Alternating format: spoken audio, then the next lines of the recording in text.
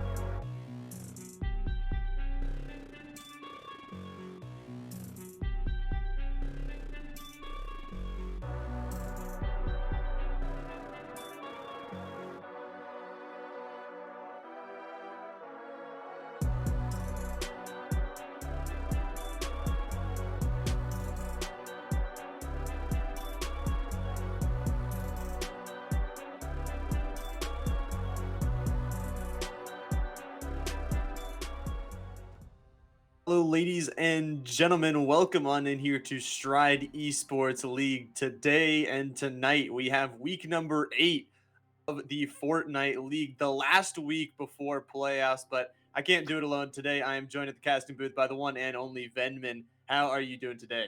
Hey, I'm pretty good. I'm very excited for what's to come. I've pretty much been, looking forward to this the entire week. It's the highlight of my week, and I'm just excited to see all these gamers compete today. Very excited to see all of them compete. Going to be a lot of fun. And, we're going to have 3 different regions. It's going to be a lot of fun. Eastern, Western, and Central. All 3 of them going to be playing here tonight. 3 of those games. And final week before playoffs, a lot on the line. But it is going to be exciting, like you mentioned. No, it's going to be very exciting. I mean, we've been here for 7 weeks now. It's kind of crazy to think. Like, we've been here for like 2 months-ish now. And every single week, it's just different people coming out on top on different regions, all of these different meta changes as well. It's just super exciting and just thrilling. Every single game, you never know what's going to happen. Never know what is going to happen in these ones. But, here at Stride Esports, we don't only play Fortnite. We have a whole weekly schedule of things that we do. Monday, League of Legends. Tuesday, chess.com. Wednesday, obviously today, Fortnite. Thursday's going to be Rocket League, and Friday is Valorant. A full packed week of scheduling. Awesome opportunities for all these players, and just a lot of fun. But this is the daily schedule for what you guys are going to see for tonight. So we're going to start off with the East region, 5 p.m. That's right now. We'll get into those games real soon. 3 of those games, then obviously hopping over to Central, and then ending it off with the West region, 3 games each, and a very packed night of games. Yeah, no, it's going to be super fun. 3 games on each region, 9 games in total for the broadcast is going to be fun. We're going to quickly look over at the format for today's games as well. The format is going to be a normal basic format that we've had where it's 20 points or victory royale, 1 point pretty much for everything before that, 2 points from fifth moving forward. And then, of course, every single elimination is 1 point, but it is squads. So if you wipe a whole squad, that's 4 eliminations, 4 points in your name.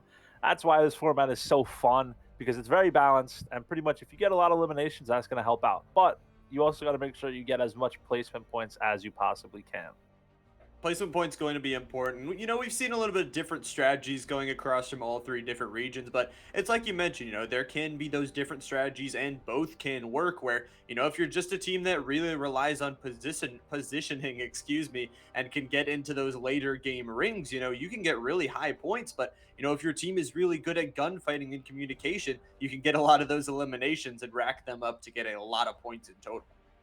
Yeah, that's normally what we see. Specifically on the West region, we have 1 or 2 teams on the West region, like maybe 3 or 4 on the Central, and then East is kind of anyone's game. But all these different regions is just so many different competitors that are saying, "Hey, like, really don't count us out." Like that's what it's going to come down to. Is just it's really anyone's game at this point, especially if this type of format. Literally, you could 1 game, you could be out of the running, you could get eliminated early on. But next game, if you get that victory royale with a decent amount of eliminations, it's kind of just going to completely switch the script and say, hey, we had one rough game, but now all of a sudden we're back in it. Exactly. You know, they've had, like you mentioned, 7 weeks of games where all these players, they are absolutely insane, cracked out of their minds. So, you know, there has been a lot of those different winners, a lot of those different strategies. And, you know, even if you fall out 1 game, like you said, it's about consistency, about, you know, if even if you don't score the victory royale every single time, if you're gaining points every single match, every single week, then, you know, those can really stack up. And it's come down to these final weeks, this final 3 games for each of these regions, and we're going to see how these players do. Yeah, no, like that's the most important thing. Like we're literally in the final stretch of the regular season. 3 games left today on each region. All of these players are heading into today, looking at the leaderboard, thinking, "Hey, this person, they're in first place by this amount of points. We got to do this today." In the past, it's been like, "Okay, we've had another week. We have another week. We can, take a break, maybe try to come back next week." But this week, it's your last chance to get those final points. So if you want to make a comeback, now's the time. If you want to hold that lead in first place, now is the time heading into playoffs, because this is where it's really going to come down to, and this is where it's utmost importance, and this is where we're going to probably see some big time clutches as well. Is going to come all down to this weekend. It's like you said, you know, these teams have had time in the past. They've had weeks to look forward to, but now in these final 3 games that each of these regions are going to have, you know, you don't have any more time. I mean, playoffs is right around the corner, and getting yourself, I mean, every single match matters, especially these final 3, because going into those playoffs, that placement will be very important on where you are. And, you know, in a lot of these regions, we're seeing, you know, under like second, third, fourth, fifth be separated by very few. And like you said, 1 or 2 games can change the entire landscape of how these teams are ranked. So it's going to come down to these final 3 games. Yeah, no, it's going to be exciting ultimately. I mean, we're going to be here, casting it all, breaking down the action little by little.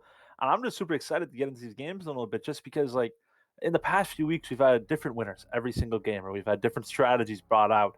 And this week, it's kind of, these people now, these players have had 7 weeks to learn not only the game, get a little better at the game and improve, but to learn their opponents as well.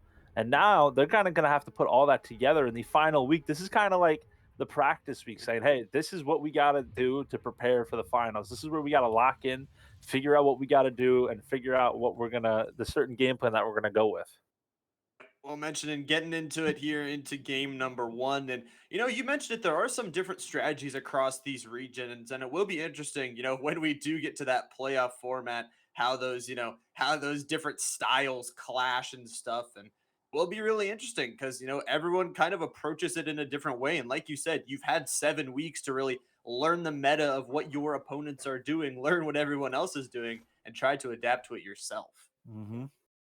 Interesting. Looks like we got a little bit of some contention going down at the Chrome Jam Junction PUI that actually normally we don't have a lot of teams landing here. But in the most recent updates, we've had this tower that has pretty much, moved from Tilted Towers and has floated over here, has now brought another key vest or a key vault as well into the game, which is going to be huge because this now pretty much doubled the loot this one singular building. And one thing that we're going to have to talk about, we're going to see it in use now, was that little walkie-talkie come in. And what that does is it gives you three options. You could choose a regular supply drop, a healing supply drop, or a vehicle supply drop.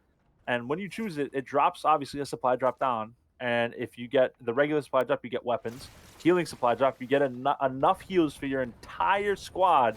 And then if you get the vehicle one, well, of course, you're going to get a vehicle and some attachments to go along with it. Exactly. You have those three different opportunities where, depending on the situation that your team is in, you can have a different little thing. You could get meds if you are in a weak position. You could get those weapons if you're just starting out, or, if you're trying to escape, could get one of those vehicles. But it does look like NCVA is in a little bit of a fight here, but they do have some of that high ground. And you mentioned it, that tower being there has been a priority because high ground very much a difference maker in these fights because it provides you so much cover, so many angles, and we're seeing it already from NCVA as they try and push into this fight. Yeah, NCVA, a team that week after week we normally see compete very well. And a pretty early engagement here, which is going to be fun to see as that goo gun coming in. But it's going to be a tough predicament for the other team to clutch up of Clouds and them, as I actually think that they are down. So that's going to be a nice, soon, easy wipe for NCVA, as now it's a 2v4 for the other squad here at Chrome Jam. They will win that pretty easily. Very well done. Unfortunate for that other team, but some good early KP for this team will get them set and going. And like you mentioned, one of those teams that has been very consistent across the weeks and is looking to once again be consistent once again. Yeah, it's just going to be down to hit shots here. And, it's unfortunate, but we haven't talked about it much, but solos can really make a difference when it is you only have 3 games. And if your solo can survive a very long time into that end game, it can get you those much needed placement points that I know we talked about how close the leaderboard can be. Yeah, but it looks like that one player is actually going to push.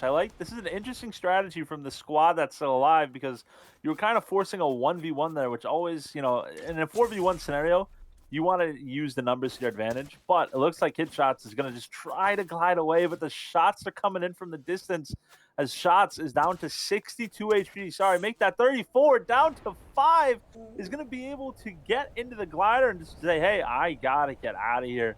That was not an engagement that I wanted to take. Barely, and I mean barely, getting away with 5 HP in a dream. Of course, has that 50 overshield now as well.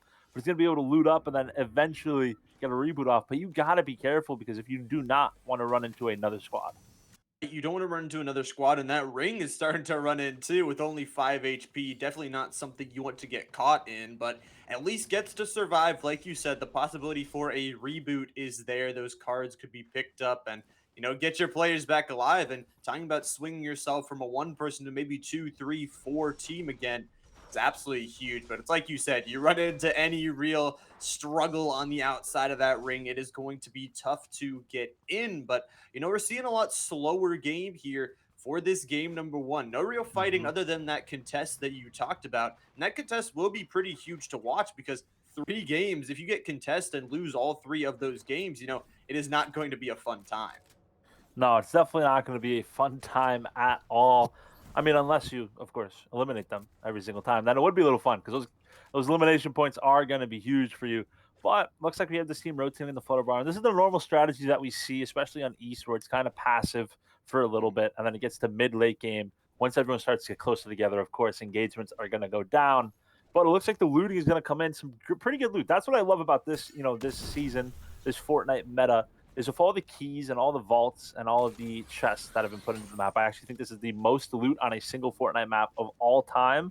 You're going to see all these squads as the game goes on. They're going to be probably running around with some outstanding loot when it comes to the tier of their weaponry.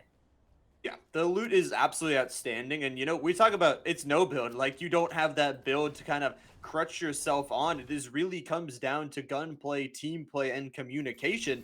And that's what we love to see from all of these teams here is, like you said, it makes it a very even playing field and is really about positioning and what these teams can do with it because everyone is going to have that loot because you mentioned there are so many things to give you good loot on this map. And like you mentioned, probably, honestly, one of the Fortnite maps that has the most loot ever. Oh, yeah, 100%. Just with all these POIs, with so many chests, and then, of course, every single week there's just more loot being added when it comes to chest and ground loot as well, especially with the keys having such a big change to this season with the vaults at almost every single POI, even some places that aren't a POI having a vault is insane. Just especially how easy it is to get keys, whether it's just from looting or it's just from running around the map, finding them on the ground. You're going to be finding at least one key a game, which is easily at least one vault. But normally we're seeing some of these teams now, especially in squads, as you see some huge eliminations go down on Jaslyn and Koopa.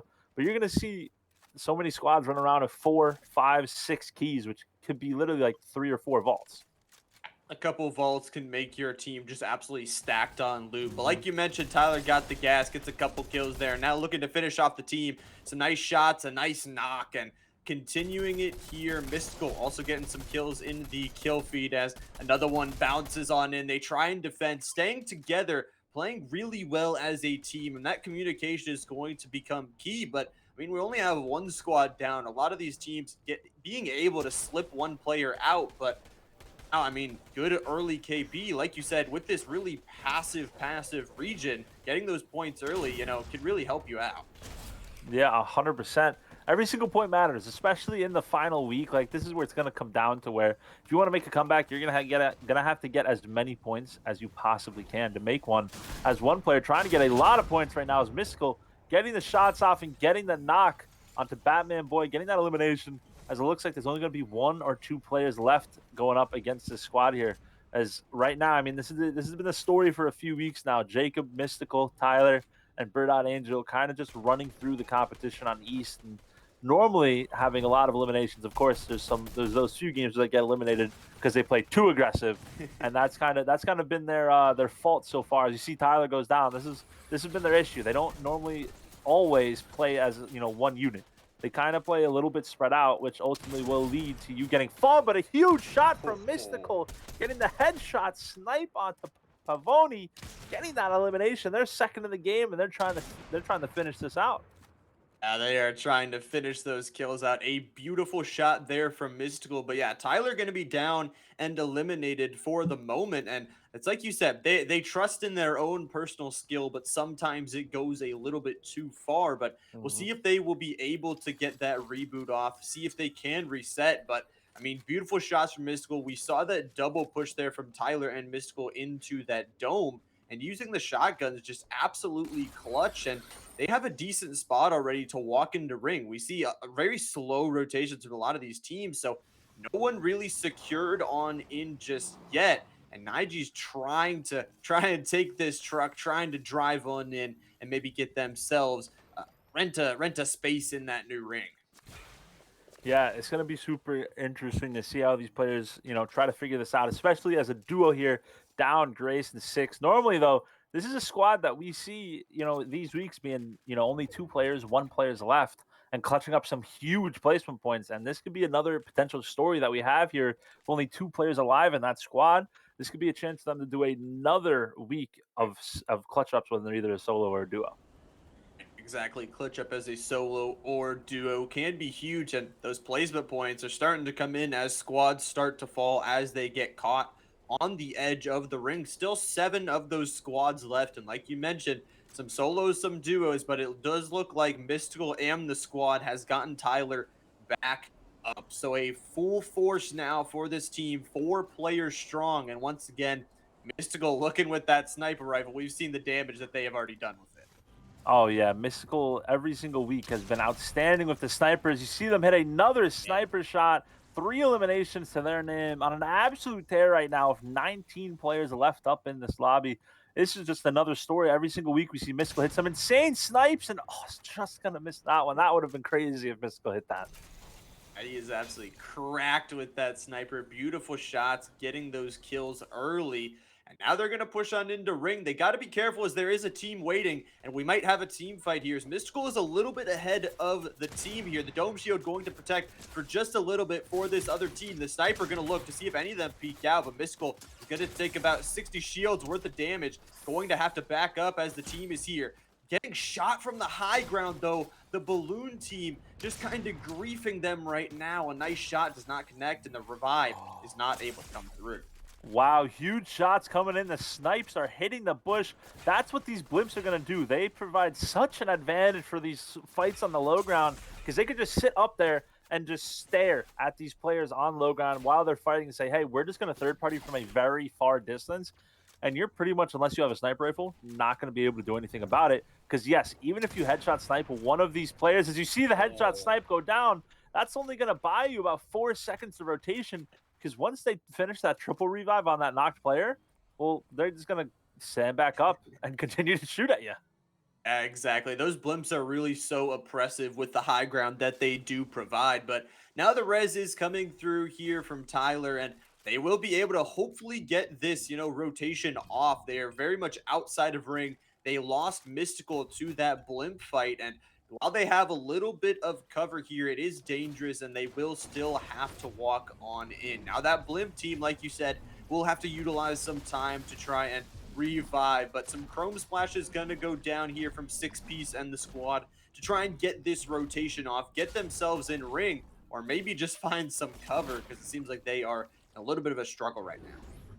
Yeah, this is gonna be a rough predicament for 6-piece and Nidge, but this is the team that we said before is the team that can clutch up as a duo or as a solo, and they're gonna try to do it here today. As Nige is just trying to, rotate through this bush, making sure they don't get knocked. As Tyler getting some damage on them as well. Tyler actually gonna get some more heals off as well, but Nige, you see off in the distance, just running away. I like this play from this team that's a duo right now. They're pretty much playing as 2 solos. And the reason is because if one of them gets caught, they're probably not going to win a 2v4. That's very hard to do in these games. So they're playing as 2 separate solos in case one of them gets found. Well, then guess what? They just get eliminated, and now their teammate is the other person that's alive. Right, exactly. Not staying together, just trying to find some positioning. But trying to find some positioning right here is NCVA, as they will look to take the ultimate high ground here at the top of Herald's Sanctum. Looking down, and, there's only, again, 3 players on that other side. They lost Mystical on that rotate to this team right here, NCVA, who were shooting from that blimp. And, this rotation is really rough. Still 7 squads here. There is not going to be a lot of space, excuse me, to play. Yeah, there's definitely not going to be a lot of space. I love this play by NCVA, kind of getting the natural high ground in this zone right now. And of course, it's going to be great high ground because it's literally a castle, and this is what they're built for, is to protect the castle and make sure no one can get up to you. As Saturn is Saturn is trying to get the weapon, the hammer that's falling, and it was just able to catch their fall as they fell, but now he's going to glide right back up. And now all these players are just going to say, hey, where is everybody? Let's try to get some shots off on these players. You see them off in the distance. Now, the best part about this positioning, these players are going to have to hit this Chrome NATO, and they're going to have to hit it in Storm. So they're going to take a little bit of some Storm damage, and then they're going to have to glide on in. And the worst part about gliding on in, you can't do anything except glide. I always say, the saying is you're a sitting duck, but in these scenarios, you're a flying duck. And they're going to just be wide open for shots to come in on them. Yeah, you're a flying duck, but all 4 members of NCVA got some high-powered rifles aimed towards you, and they're going to get 2 down. It looks like 6-piece maybe going down to the ring, but yeah, you can see, again, they are the kings of the castle on that ring, and everyone else just trying to find scraps of the low ground as Koopa trying to hide behind this little tiny piece of cover, but is going to get pushed. The shotgun shots ring true from the other side, and we will be down to just 6 squads as once again, everyone just trying to find just any little piece of cover they can. Yeah, this is going to be an interesting zone to see how this plays out, especially with how small it's going to get to, just because of all of these hills and all these natural cover that there is. We're like just on the outskirts of the jungle point of the map, as one shot is just going to miss. But these players are just going to, there's so much natural cover with these trees and the rocks and the grass and the bushes that it's going to be interesting to see how these players take cover and get some huge shots off. But it's also going to be interesting because of how many hills there are and how steep these hills are. If the zones start to move, it's going to be kind of hard to rotate because there are going to be a decent part of the map where you can't run up. Exactly. You have that natural cover where a lot of these teams are very thankful right now that it is not just flat landscape. It is going to be huge that these teams have to really hide. I mean, we're talking about hit shots here. This team, they need to find, they have a little bit of cover here, but it's pretty much a bush. And once you get found out, you're going to have no real cover here. So you got to think right now, NCVA in one of the best positions on the top of that hill, but Clouds looking like getting sniped there, going to have to push back and get this res, push into what is going to be soon out of ring, and hopefully get that reset. Kolbus, a solo right now, doing a really good job. Like we said, a solo or a duo that can survive this long, can get your team so much placement points, and we'll see how this bush life does work out for Kolbus. Yeah, this is going to be interesting. I kind of like this. The only issue with this strategy is being in this like tall grass.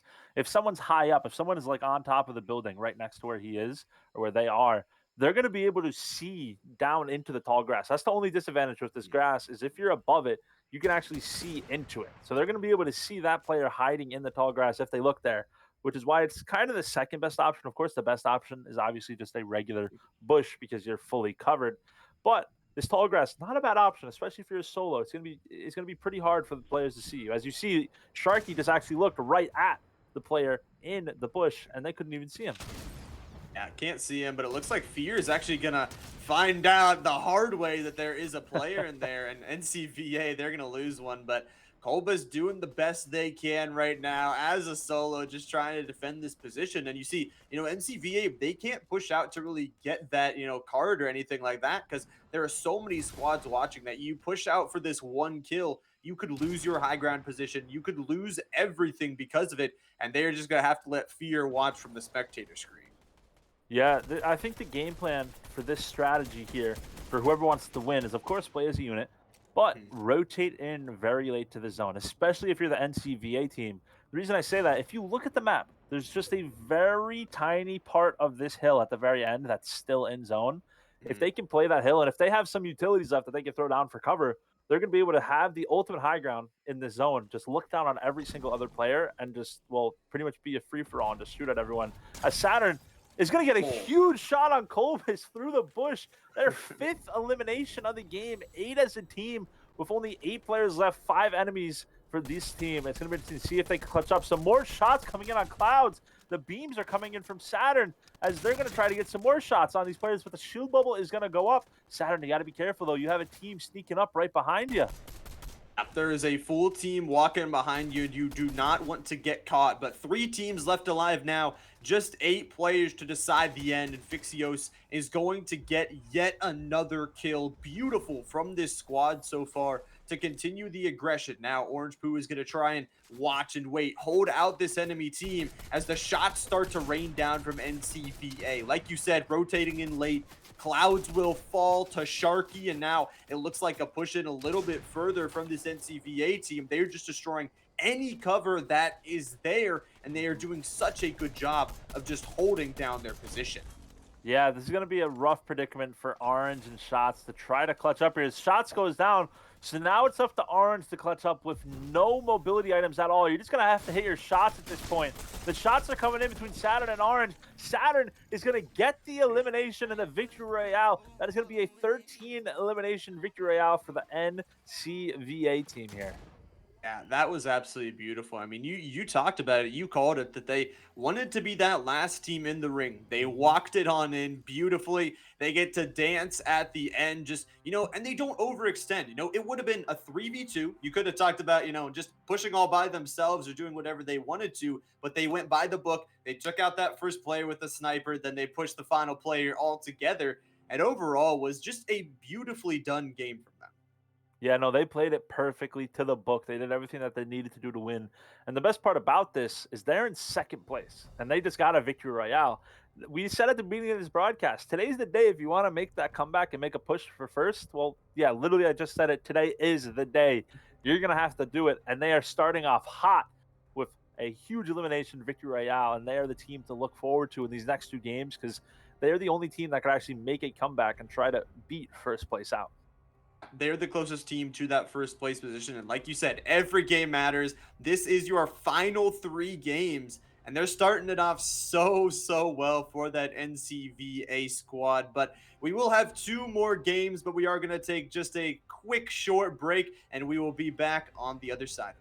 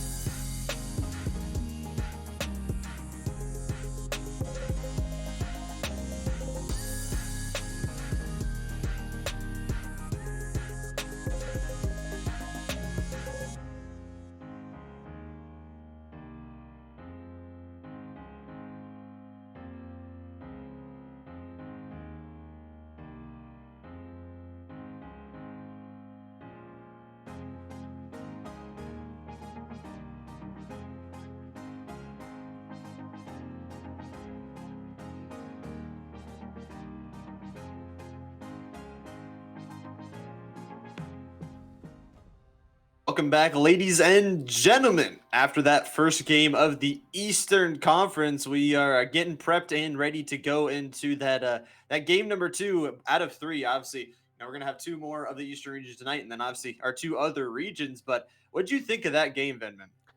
I mean, I loved it. Everything about it was exciting. We had headshot snipes, we had beautiful plays, strategies, and rotations. Everything came out full force.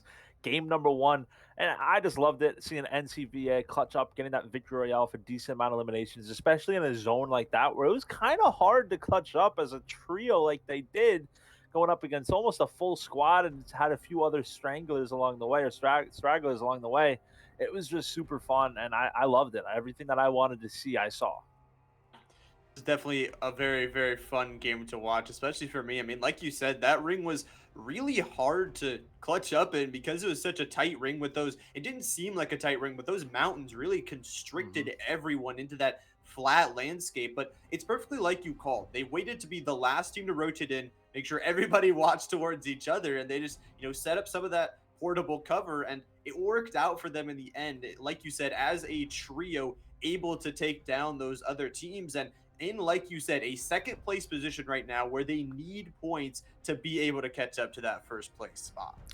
Yeah, no, it's definitely a possibility. However, if they do want to do that, specifically with 2 games left, the only way that they can do that is if the VAVA team in first place, of Mystical and Jacob Gamer, the team that we saw do very well in that game as well, just had a few mishaps.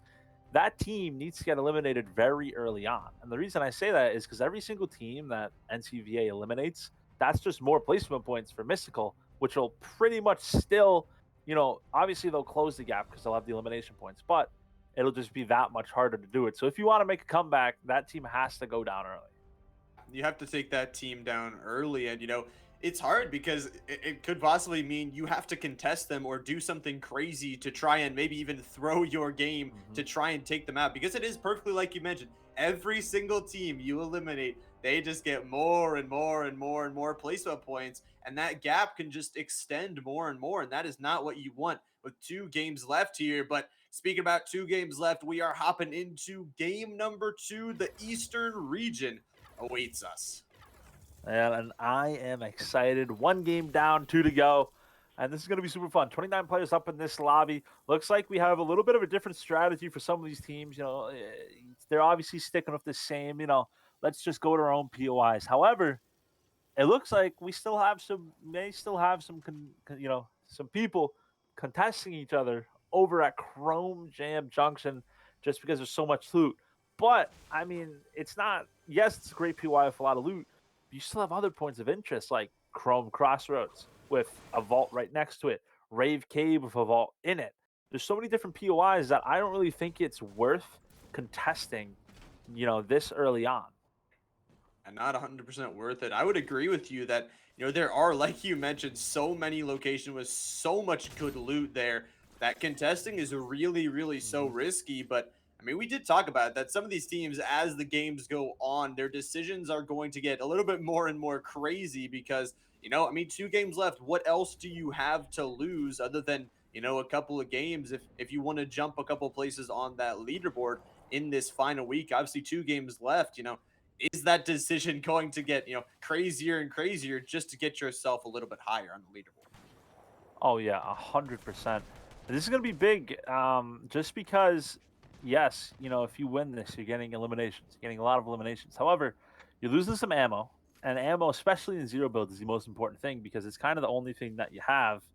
And of course, if other players use utilities, that's less utilities that you can use later on. So yes, you're gonna get some elimination points, but there's so much risk involved with contesting someone that it's not really worth it. Like, just because there's always a chance that one thing goes wrong and you lose a player, or you lose two. And if there's another full squad even nearby, like you see 2 players are Ekram Gables, if that was a full squad Ekram Gables and they hear a reboot go off, they're gonna turn their eyes and full sprint at you. So sometimes it's just not really worth the risk unless you're trying to get a very high elimination game.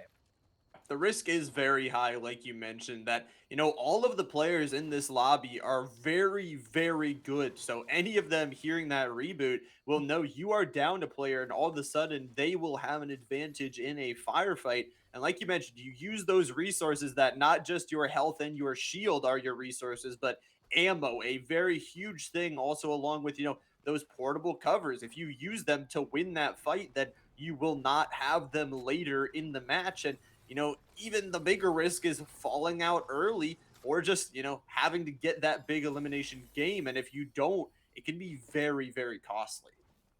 Oh, it definitely can be. I love this strategy though from Batman Boy, Colbus, Fibula, and Pavoni to kind of just land Greasy, get some keys. Greasy is, in my opinion, the best point of interest that you want to land at if you know you can have a lot of keys. Just because not only is there one vault there was actually two last week. There are two vaults. Now there's only one. But on top of that, you have the new chest that were put in the game that shows you where it is, the hologram chest. And those, I think there's 3 or 4 separate spawn places for the chest just at Greasy. So not only do you have a vault, you have all of the chests that are going to give you epic or better loot as well. It is a very, very good spot to land. I mean, you talk about it. Getting those chests can really just change the entire game for you because it can really give you everything you need, and it's not too far outside the map. It could be near the edge, but the ring does pull a little bit in this game number 2 towards Greasy, so they're not punished too heavily for being on the outside. And getting all that extra loot. Loot is one of the biggest currencies you have, and if you have a better, better. I mean, it does come down to weapon play, but if you have a better rarity, if you have more shields than the other team, you can win that war of attrition. Yeah, no, you said it perfectly. It all comes down to that. I will say, following game number 1, I was pretty surprised how little utilities were being used, especially in endgame. These shield bubbles are huge.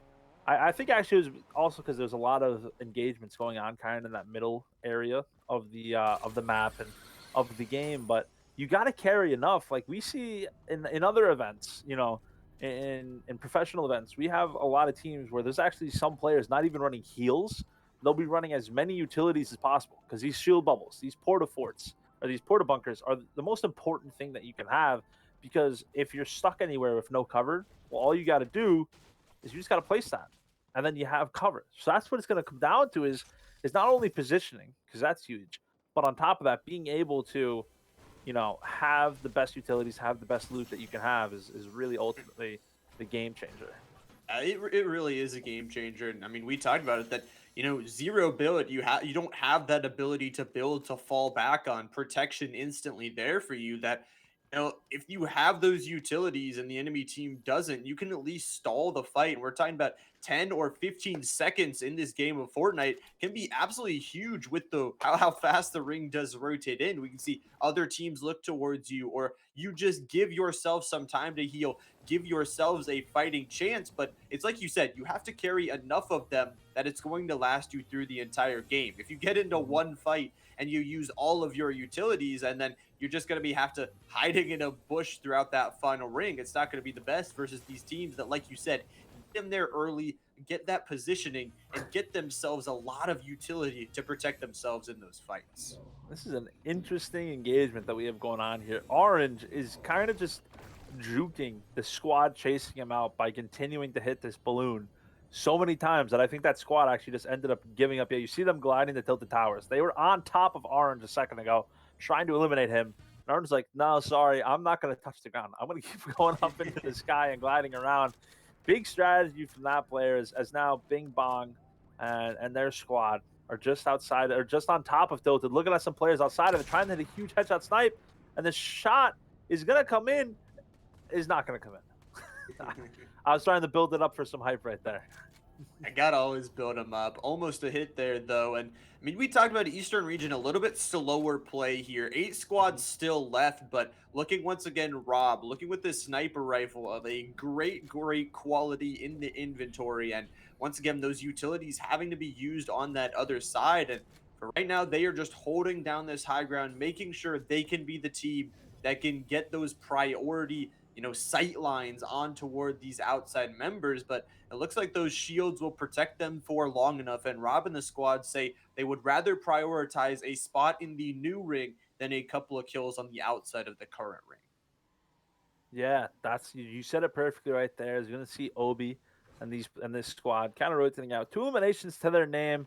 This is a team that we can see a few more start to come in as Batman Boy gets eliminated in the feed. As this is going to be another interesting zone. It's just south of where the second or where the last zone was for the last game we just watched. So it looks like we're going to have another eastern zone, but this time a little bit south. I'm excited to see where the next zone is going to pull in about 3 or 4 minutes, as this team is just going to loot the vault. Pretty smart. You can never have too much loot, I love to say. Can never have too much, and that loot can obviously help. But Fibula over here gets a couple of kills on this bush, and now I'm gonna push on in to try and take out this remaining member. The Chrome Splash is gonna protect them for just a little bit, but the shots are going to rain true here. The tree going to protect for just a second.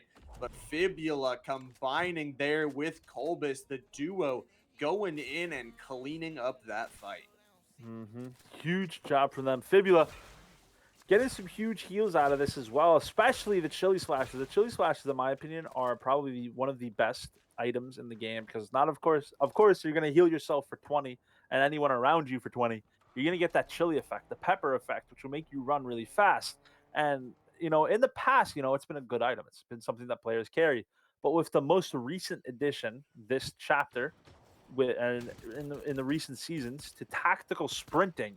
If you're tactical sprinting with that chili effect, you are going to be borderline flying. Like you're going to be teleporting across the map. That's how fast you're going to look as you're running. And I love this play from Saturn, by the way. They had 2 keys, so he was able to get this pistol. And what this pistol does, it's a nice cool little pistol. The Shadow Tracers, or the Shadow Tracker is what it's called. If you shoot someone with that pistol, they're going to be marked for all of your teammates for about like 5 or 6 seconds. So your teammates are going to be able to see that player through bushes, through trees, through walls, through literally everything. And they're going to be able to get shots on that player as well. Right. And that is just huge, giving your whole team that information of where one player constantly is. It can be huge in those team fights, and we'll see how Saturn does decide to use this one as trying to shoot forward, trying to get some dinks onto this enemy team. Like you mentioned, this is the first and second place team, I do believe, and it's Mystical and the squad that are going to push away NCVA for just a little bit here as we are going to the Shimmering Shrine is where it looks like the ring is going to start to close. But like you said, we have still a little bit more of that mountainous desert area in this ring. And, if it does start to pull over towards that area, it's really going to come down to who can get to that area first, who can get to the highest high ground, and once again, just play King of the Hill and hold everyone away. Yeah, that's what's going to come down to. I like this kind of strategy from these players. Looting up Shimmering Shrine, a great point of interest. It's kind of small and a lot of people doubt it.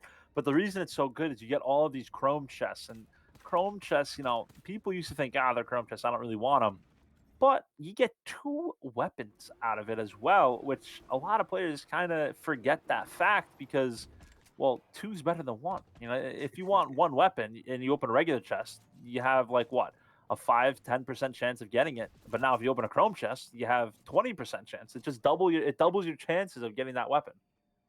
And it's like you mentioned, there's just so much loot on this map that you really can prioritize exactly what you want. And like you said, 2 is better than 1, a better chance to get the weapons you want. But for right now, in this ring, still 7 squads alive, very packed. You have to assume, though, and you can see still a piece of Shimmering Shrine still in there, but a little bit more of that mountain still in. But we can see this Bing Bong OB Rob team going to be holding this high ground. You talked about how just beautiful this high ground is of these blimps, how oppressive they can be. Unless the other sides have a sniper rifle, it's going to be some good, easy, clean shots here from this team. Yeah, the shots are coming in and the shots are going to be hitting a little bit as Rob's going to have to try to get some heals off quickly because you see that team off in the distance of Mystical and Jacob Gamer, a team not to be messed with. And they know that they just did a lot of damage to Rob, so they're going to start to move in a little bit.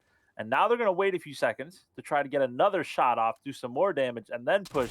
However, the shots are going to start to come in from Bing Bong. The shots are going to be missed. You got to be careful, Bing Bong, though, because if you peek a little too aggressively, Mystical is going to make sure that you pay for that. Yeah, Mystical has a reputation of making sure that the heads that do peek forward never peek again. But Hmm. Fibula into the kill feed there, going to get another kill. This team going absolutely crazy with Fibula. That duo, we saw them win a team fight earlier. They're going for some high eliminations. But for right now, Rob and squad will be in this ring as the Storm Eye starts to close. And I mean, you have to assume that these numbers of players and teams are going to start to drop as the space in this ring starts to fall out. Yeah, this is an interesting zone. Last zone we had a kind of the same type of scenario, a lot of hills and a lot of mountains with a lot of places you can't run up. Well, guess what? This is kind of the same thing, except instead of being in a jungle, well, we're in the desert. We also have a POI in this as well. This is going to be a very fun zone to see how it plays out. I think a lot of players are just going to try to stay up on top of these really high areas and just look down on everyone else. That looks like the plan right now. And once again, the high ground taken here from NCVA as they shoot some of that fire towards the enemy team and see what they can do to destroy their cover. And once again, it is going to come down to, who has more resources, who has more ammo, and a knockdown already there from Fixios is going to be beautiful. Now, you can't really push this, so it's mostly just going to be trying to snipe out, trying to remove all their cover. And they only really have a bush just raining down shots and making sure that that team has no space to play, no space to breathe, and hopefully getting some kills confirmed here. Yeah, this is gonna be interesting to see how this plays out. I love it. I love this strategy from this team. Gonna get shots off from the distance. Let's see where this zone Ooh. pulls as a headshot snipe is gonna come into Saturn, but the double res is pretty much gonna make that negate itself as they're gonna be able to get that revive off almost immediately within seconds. But they are gonna have to rotate the most out of anyone. As you even see that team off in the distance. Yeah, that team off in the distance is gonna rotate. They were staring for a few seconds. This is gonna be a fun zone. You see, everyone's kind of on top of each other right there. Yeah, everyone definitely on top of each other, and you know what that means. We're going to have some fights for this really edge of the ring. You can see just how many teams are trying to pile themselves on in. Six-piece and Colbus going to combine for one. Now the res coming through, like you mentioned, faster with multiple people. They will instantly get that player up, but another push here from an enemy team will mean they have to get their defense set up. The shotgun now going to push forward. Nige going to be the first to go down on the other side. Fibula also getting another kill here in the kill feed. Fibula with 4 to their name in this game number 2. And this team has, really fought off anyone that's tried to push towards them. Yeah, this is going to be fun. I like this. Pavoni, this is going to be an interesting play here. You're going to have to get these heals off, and the most important thing you got to do is you're going to have to hit the snipes, but your sniper's not reloaded. You're running out of time. The headshot snipe comes in on one player, trying to get a second one on Orange, but the shots are not going to fall as Orange is going to be able to get out of there. But down goes Clouds. But of course, another team's coming up from behind as Pavoni's going to get hit for a lot of damage here. Pavoni, you actually did a great play. I don't know if you realized it, but that shield bubble's on the car. If you get in that car, you can just drive on out of there and they can't shoot you. I could possibly get out of there, but Batman Boy stuck kind of right now in a rock and a hard place. Pavoni gonna go down, and all of these teams really wanting to play this backside, so a lot of teams trying to take up those houses and everything else along with it. But you see once again, the positioning from this NCVA team is absolutely huge, just holding down, again, this super high ground and making sure no one else can push towards them. Down goes Sharky, though. This NCVA team trying to get some shots off. This is the team that I said they normally, if they were to lose a game, it's going to be because they're not playing as a unit. You see one player goes down, they're playing as a unit. That's why they won last game, and that's why they have a good chance at winning this game because they're going to get some more heals off and play as a unit. You see a reboot, though, could try to get in, and I think they're going to be able to get this in because I don't think anyone can really push them there.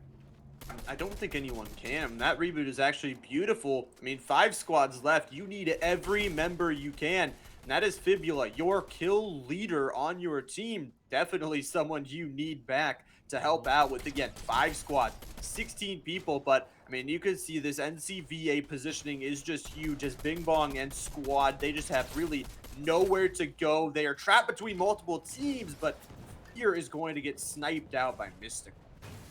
Yeah, that's going to be interesting. Fear goes down. Mystical hitting that snipe like they do best. But I bet the revive's going to come in here. They're going to throw this player probably into the bush or just hit it right there. Get the double revive, soon to be triple revive. Yeah, there it is. They're going to get this triple revive off. And now they're going to have to play this a little bit closer. As you see, there's not a lot of high ground in the zone. One little area, and that's about it. That is about it for all of this high ground, but that is about it for our 5th place team. They will drop out, leaving just 4 now. A lot dropping all around, and you can see this rotate here from Orange trying to get out. This one player, the shots are going to be so good here from Angel pushing up. Orange will be eliminated now and down to our top 3 as this ring starts to suffocate them out. NCVA, they are trying to play it the best they can, trying to fight for that high ground. And they still have a lot of their players up. They're going to be taking shots. They have such a good angle. As you know, this other team is forced to try and fight. But 3 squads left. Colbus is going to go down on the other side, and the fight starts to ensue. Tyler going to go down. Fibula going to go down. There are downs all around as it suffocates the ring, closing down towards this river. Yeah, this is going to be hard for Fear to clutch up here as a solo. If not a lot of HP and no heals as well. You see a trio up on top of the hill, and it looks like another solo. But that solo's going to actually push up onto Fear. Colbus gets the elimination. And what are the odds? Mystical in a 3v1 scenario against Colbus, but Colbus has probably the best loot that you can have. But there comes the goo gun. The shots are going to come in, and Colbus is going to get eliminated. That is going to be Mystical and Co., the team in 1st place, getting a 9 elimination victory royale. Yeah, a beautiful game, beautifully played, and overall, that is a game they needed. You talked about that 2nd place team trying to creep up and take away their 1st place spot. That positioning, that fight was absolutely huge, and they take out that one team. Colbus goes in and cleans up that 1v1 in the bush, but and that once again, just communication from all these players. We've seen it from every single team that they don't just push solo. They, like you said, Colbus had really good loot where if you go in one at a time, you could possibly lose the game, but pushing all together, they cleaned it up, and what a clean dub from our #1 team. Yeah, hey, they literally just proved right there why they are #1 so far on the overall leaderboards. They play as a unit, they move as one, and they're going to do whatever it takes to get those victory royales. That is 100% for sure, but that was 2 games already of our Eastern Division. We're going to have one more final game of the regular season, but we got to take a short break, catch our breaths, so stay tuned, ladies and gentlemen. We will be back.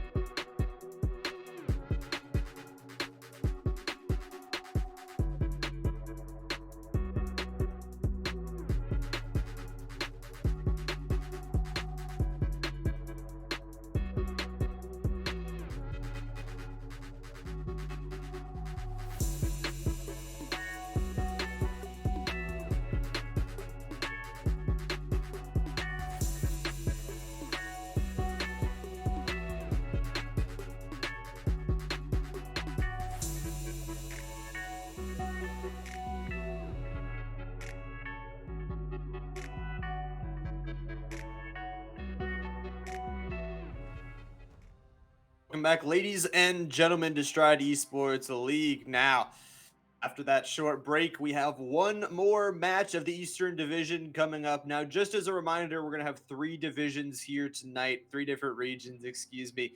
We will have Central following this one, and then Western, I believe, to end it on out. So a lot of action there. There you go. You see it East, then Central, then West. Central will be at around 6:30 Eastern, and then West after those three games. But we're going to have one more game for this Eastern region, and this is the final game of the regular season for these squads. Currently, the Vava Wave idle waving themselves into first place, and after that, game number two, they are solidifying it and holding it down.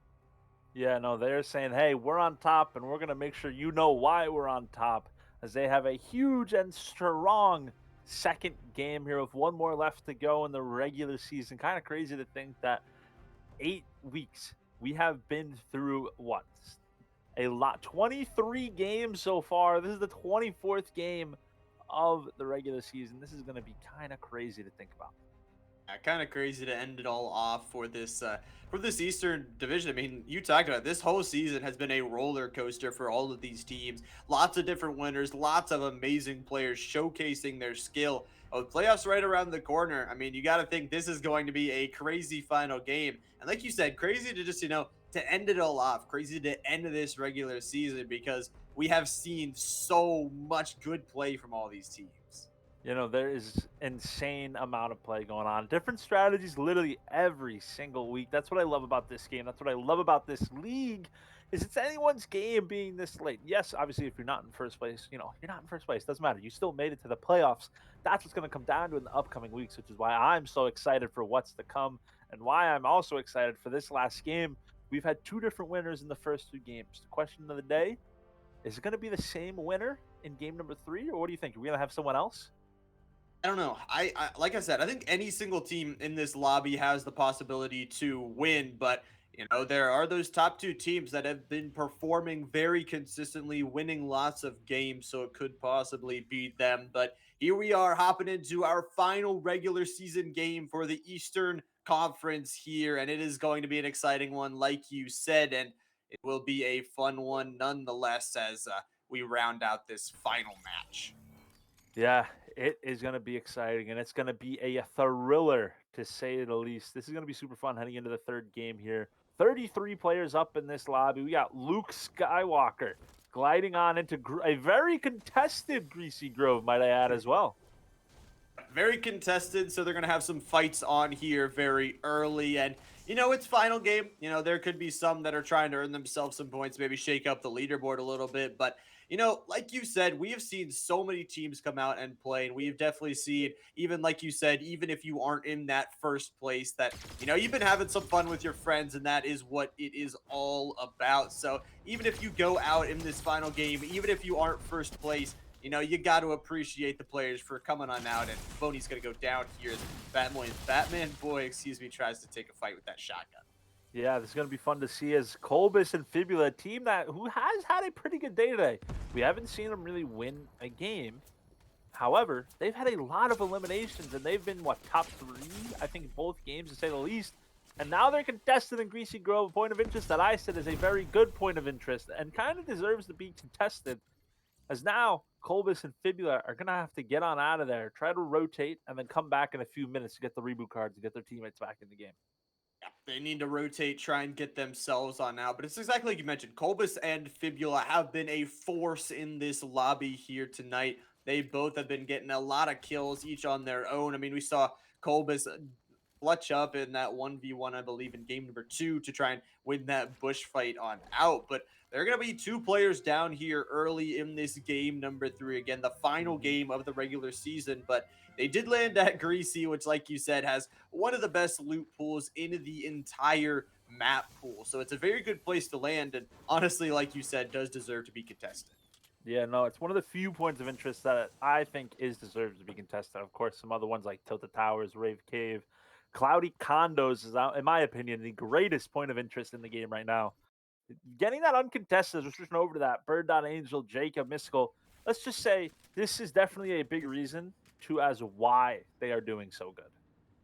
They get a lot of good loot. I mean, you can see those shields already up to almost 100 for all of these players. Angel only up to 90, but still very much looted up and ready for a fight. And I mean, fights are going to be important. Once again, 9 squads left in this one.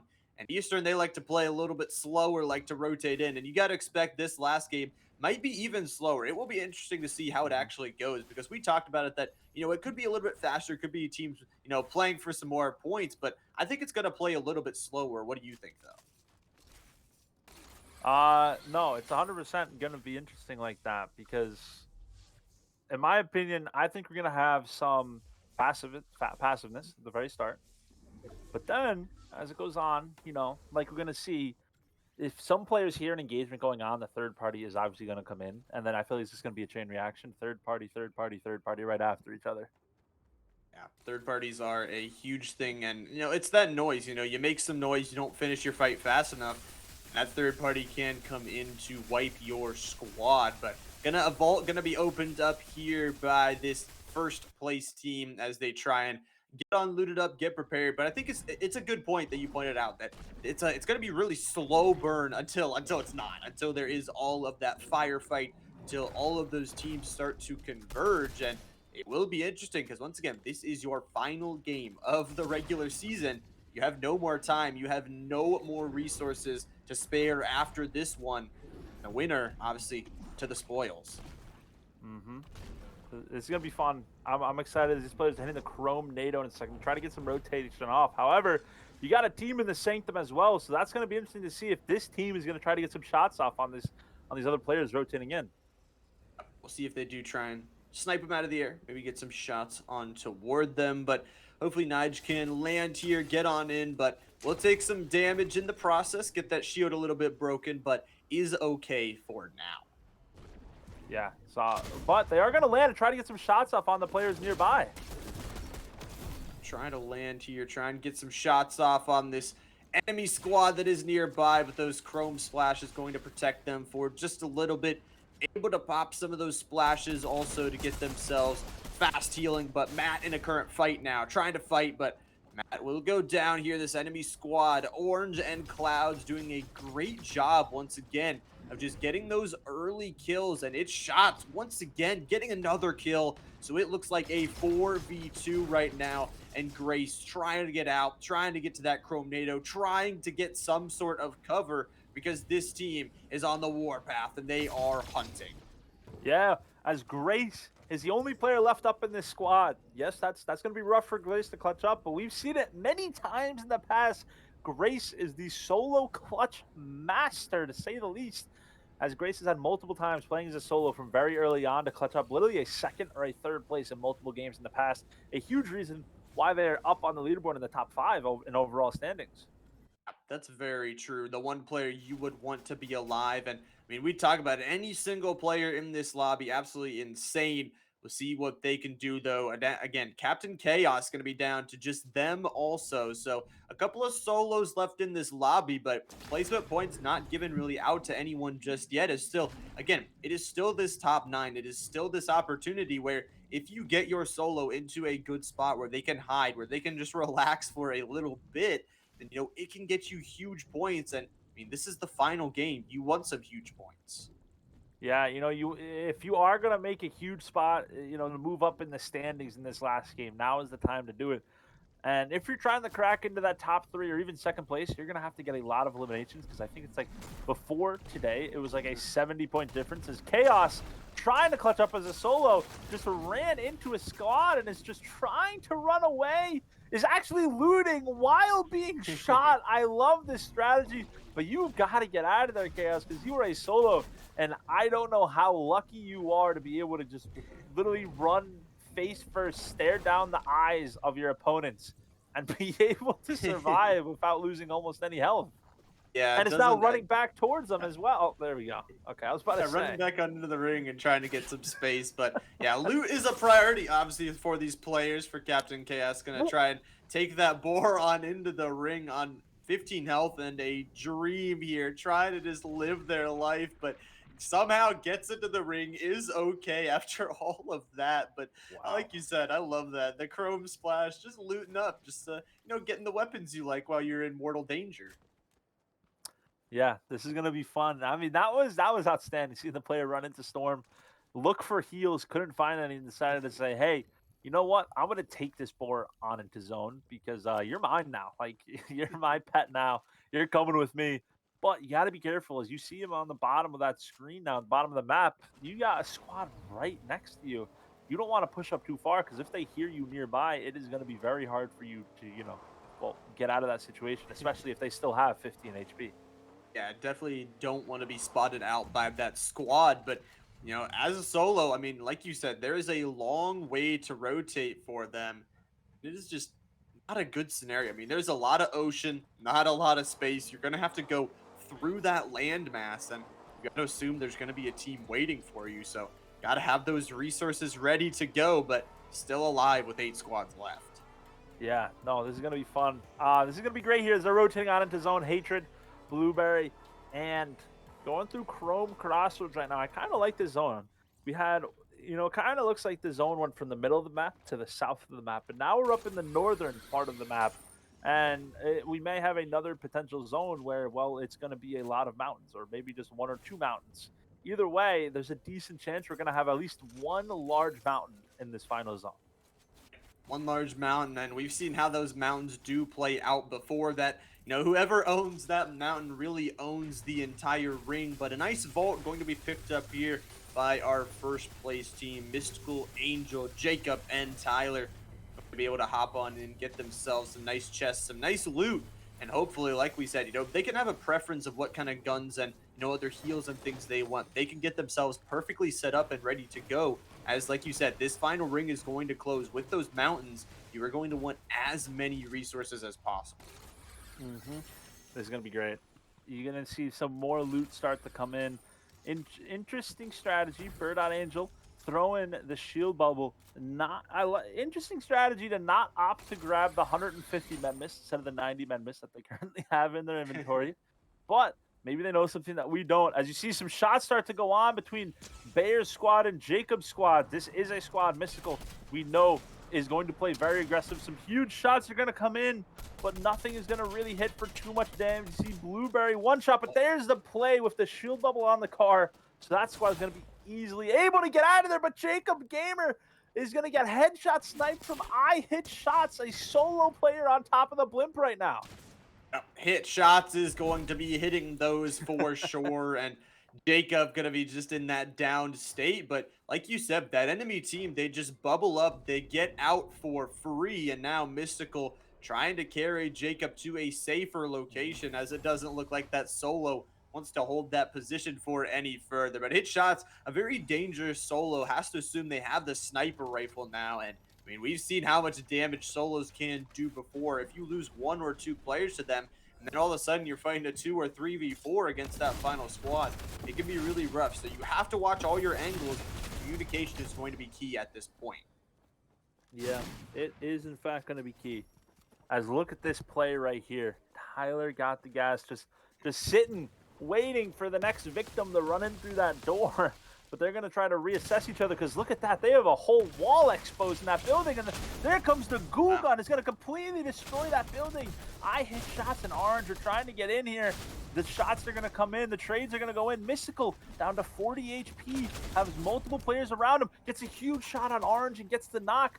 Now Mystical's going to have to reassess, take a few seconds, get some heals up before going back in.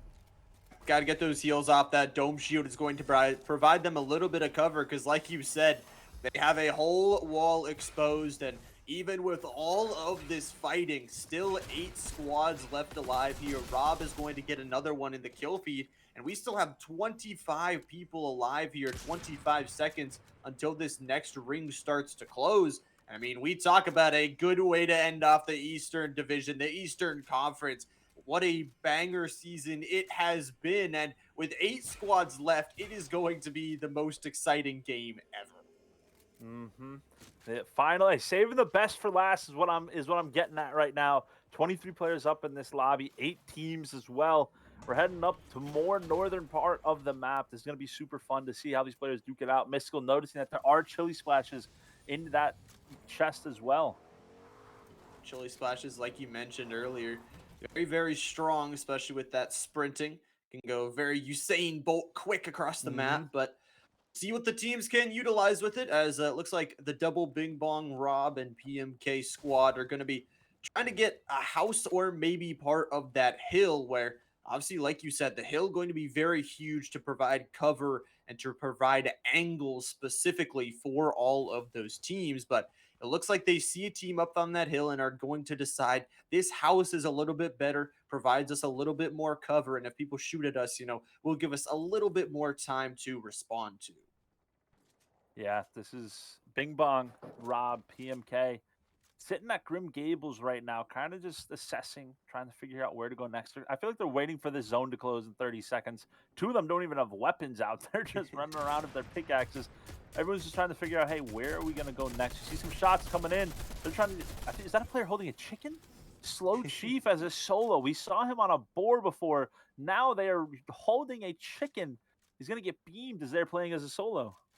Yeah, Chief will be able to survive there, but a friend of all animals, a druid, you could say, a boar, and then a chicken all together, but pushed out by those shots, going to have to find some space in this ring as a solo. I mean, you can rat, but as soon as somebody hears you or sees you, it is not going to be a good situation. And we see in the kill feed there that Sharky actually going to lose their life here into that down state.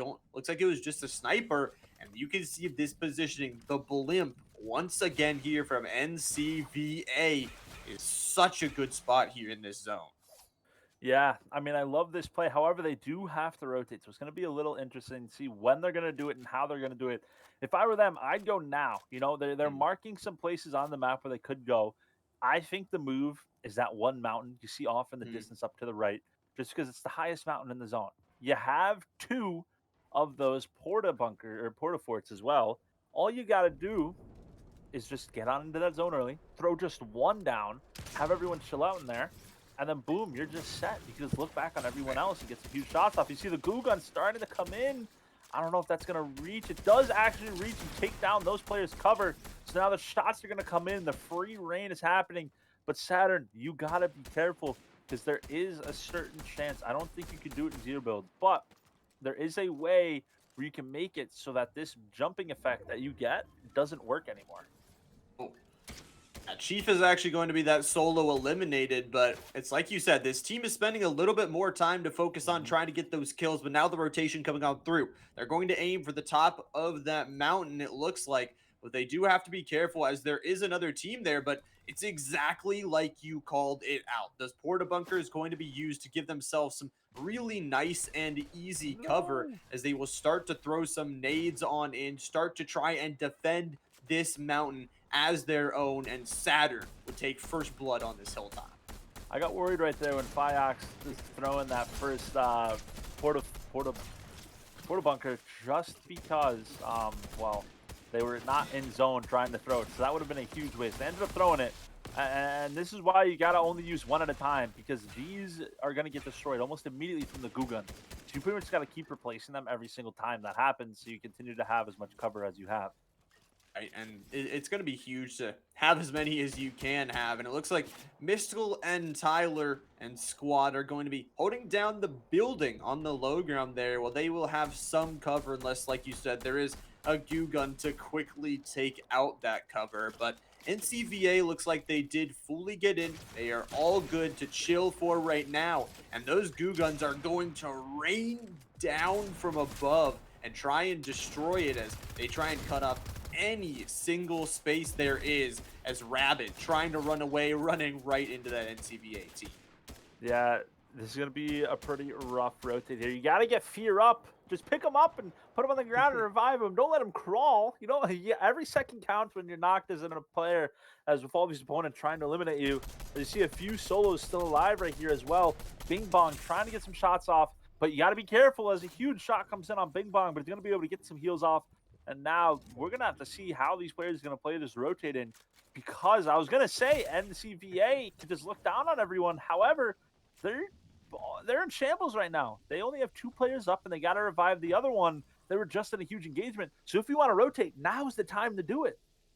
Got to get that rotate out. They are the residents of Shambles Town at the moment, but it looks like our #1 team will reclaim their high ground up on the top. Rabid Bear, though, a nice 1v1 and gets actually 2. A beautiful fight there from Rabid Bear, but does end up going down. And now this rotate is not looking too good from Bing Bong and Squad. You see it. They're just trying to eliminate that other player before the team on the high ground looks towards them. And the other player, Bing Bong, going to be eliminated. Rob hasn't killed that other player on the other squad yet. You could risk getting third instead of second here as that top team starts to rotate down. They are #1 for a reason, holding down this high ground, and they have just one squad standing in the way, one player, Rob, hiding, and it will not be enough as Mystical and Squad will end out the regular season how they have done the entire season with a win. Yeah, a huge 13 elimination victory royale. They are showing why they are, all the way up there on the leaderboard, getting a huge elimination victory royale in the final game of East for the regular season. What a ride it has been. What a roller coaster for the East region. I mean, that was just the perfect way to summarize that whole season, was that one game right there. Really was. I mean, that was such a perfect play. I believe they actually rotated over and just straight up took the high ground from NCVA. They just straight up took a team fight, rotated on over, and took that God spot straight from them. And it really, like you said, does describe this entire season that NCVA very, very closely contested with that Vava team. But, in the end, just really clean rotations, really clean communication, and a good way to end the season for them. Yeah, I mean, hey, they had a great season and they showed why in these last 2 games. And in that last game, really showing, hey, we play as one unit. We're the team to look out for in these playoffs coming up in the next few weeks. They are just saying, hey, at this point, it's anyone's game, but it's our game. We're gonna show why we deserve to be at the top of the leaderboard and why we're gonna go for the overall championship. Yeah, I mean, and they showed it, like you said. The second, and third match was all them all day. This lobby is so stacked. It's impressive to do. It's impressive to see from these players, and you love to see that overall. But that is the end of the Eastern region. Sad to say, week 8 is over. The regular season is over. We will see them some in playoffs, but upcoming next, we will have the Central Division. They're going to be playing their last 3 games of this week 8 of Stride Esports League. But we are going to take a short break here, ladies and gentlemen, and we will be back on the other side. Don't go anywhere.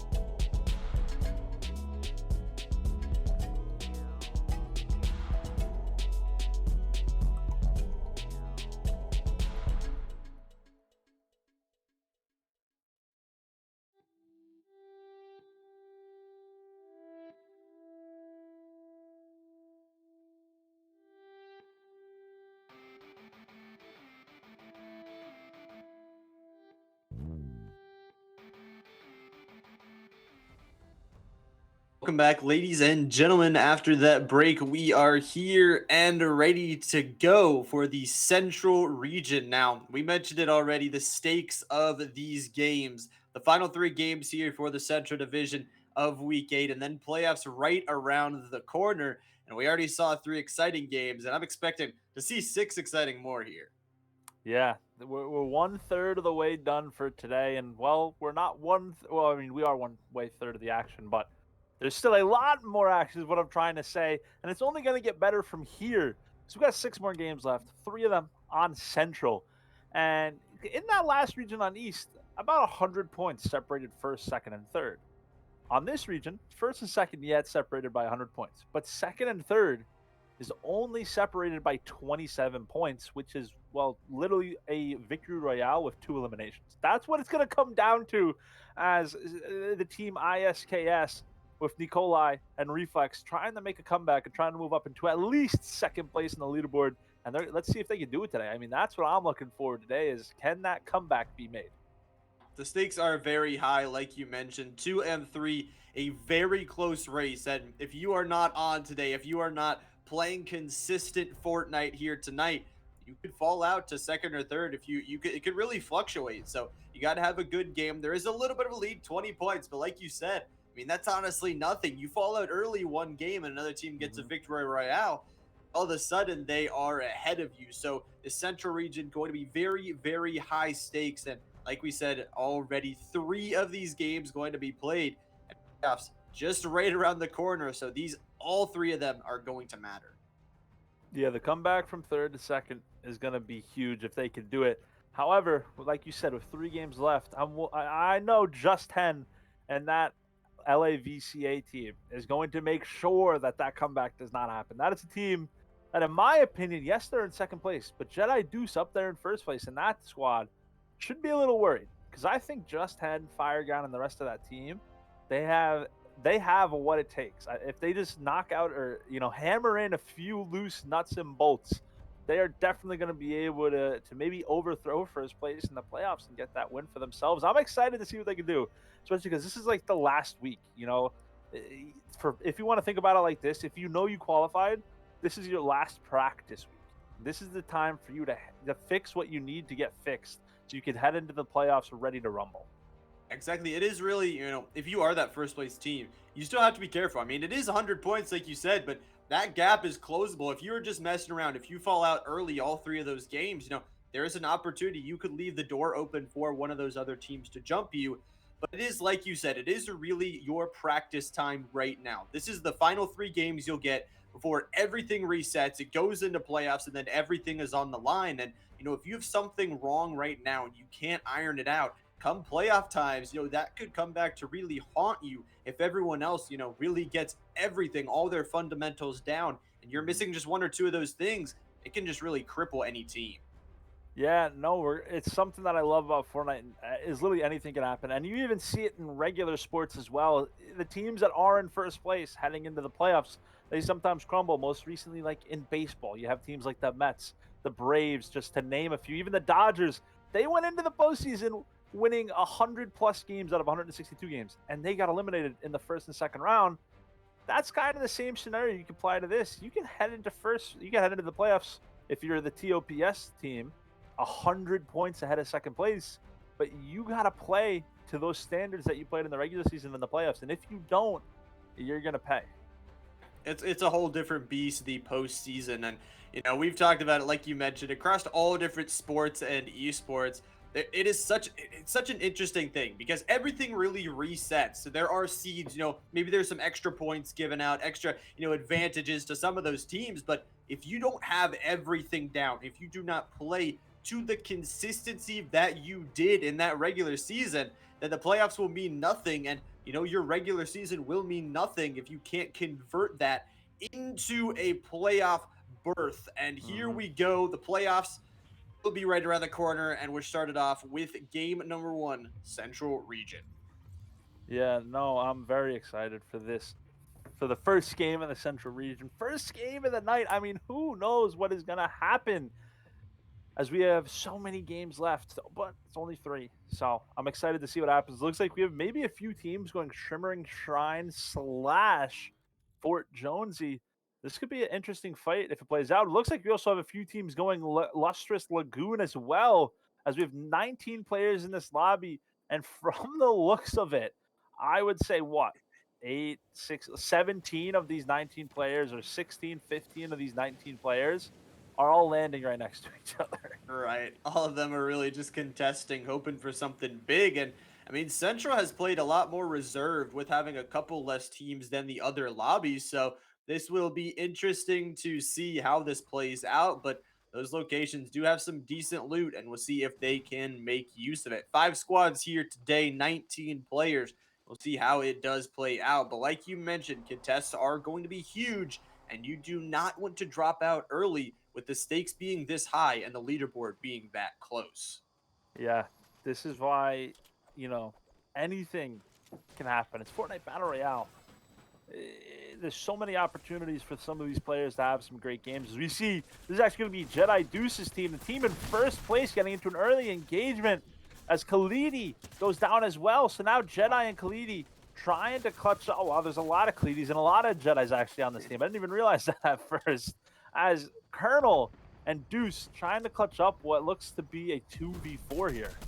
A 2v4 turned into a 1v4, and Colonel only down to 100 health, the last player alive from this #1 team, just going to be hiding in a bush. And we talk about the door possibly being opened here if this Colonel player does get eliminated. I mean, you're talking about the opportunity for these 2 and 3 seeds noticing these players going down and realizing that if we have a big game, there is still a possibility for us.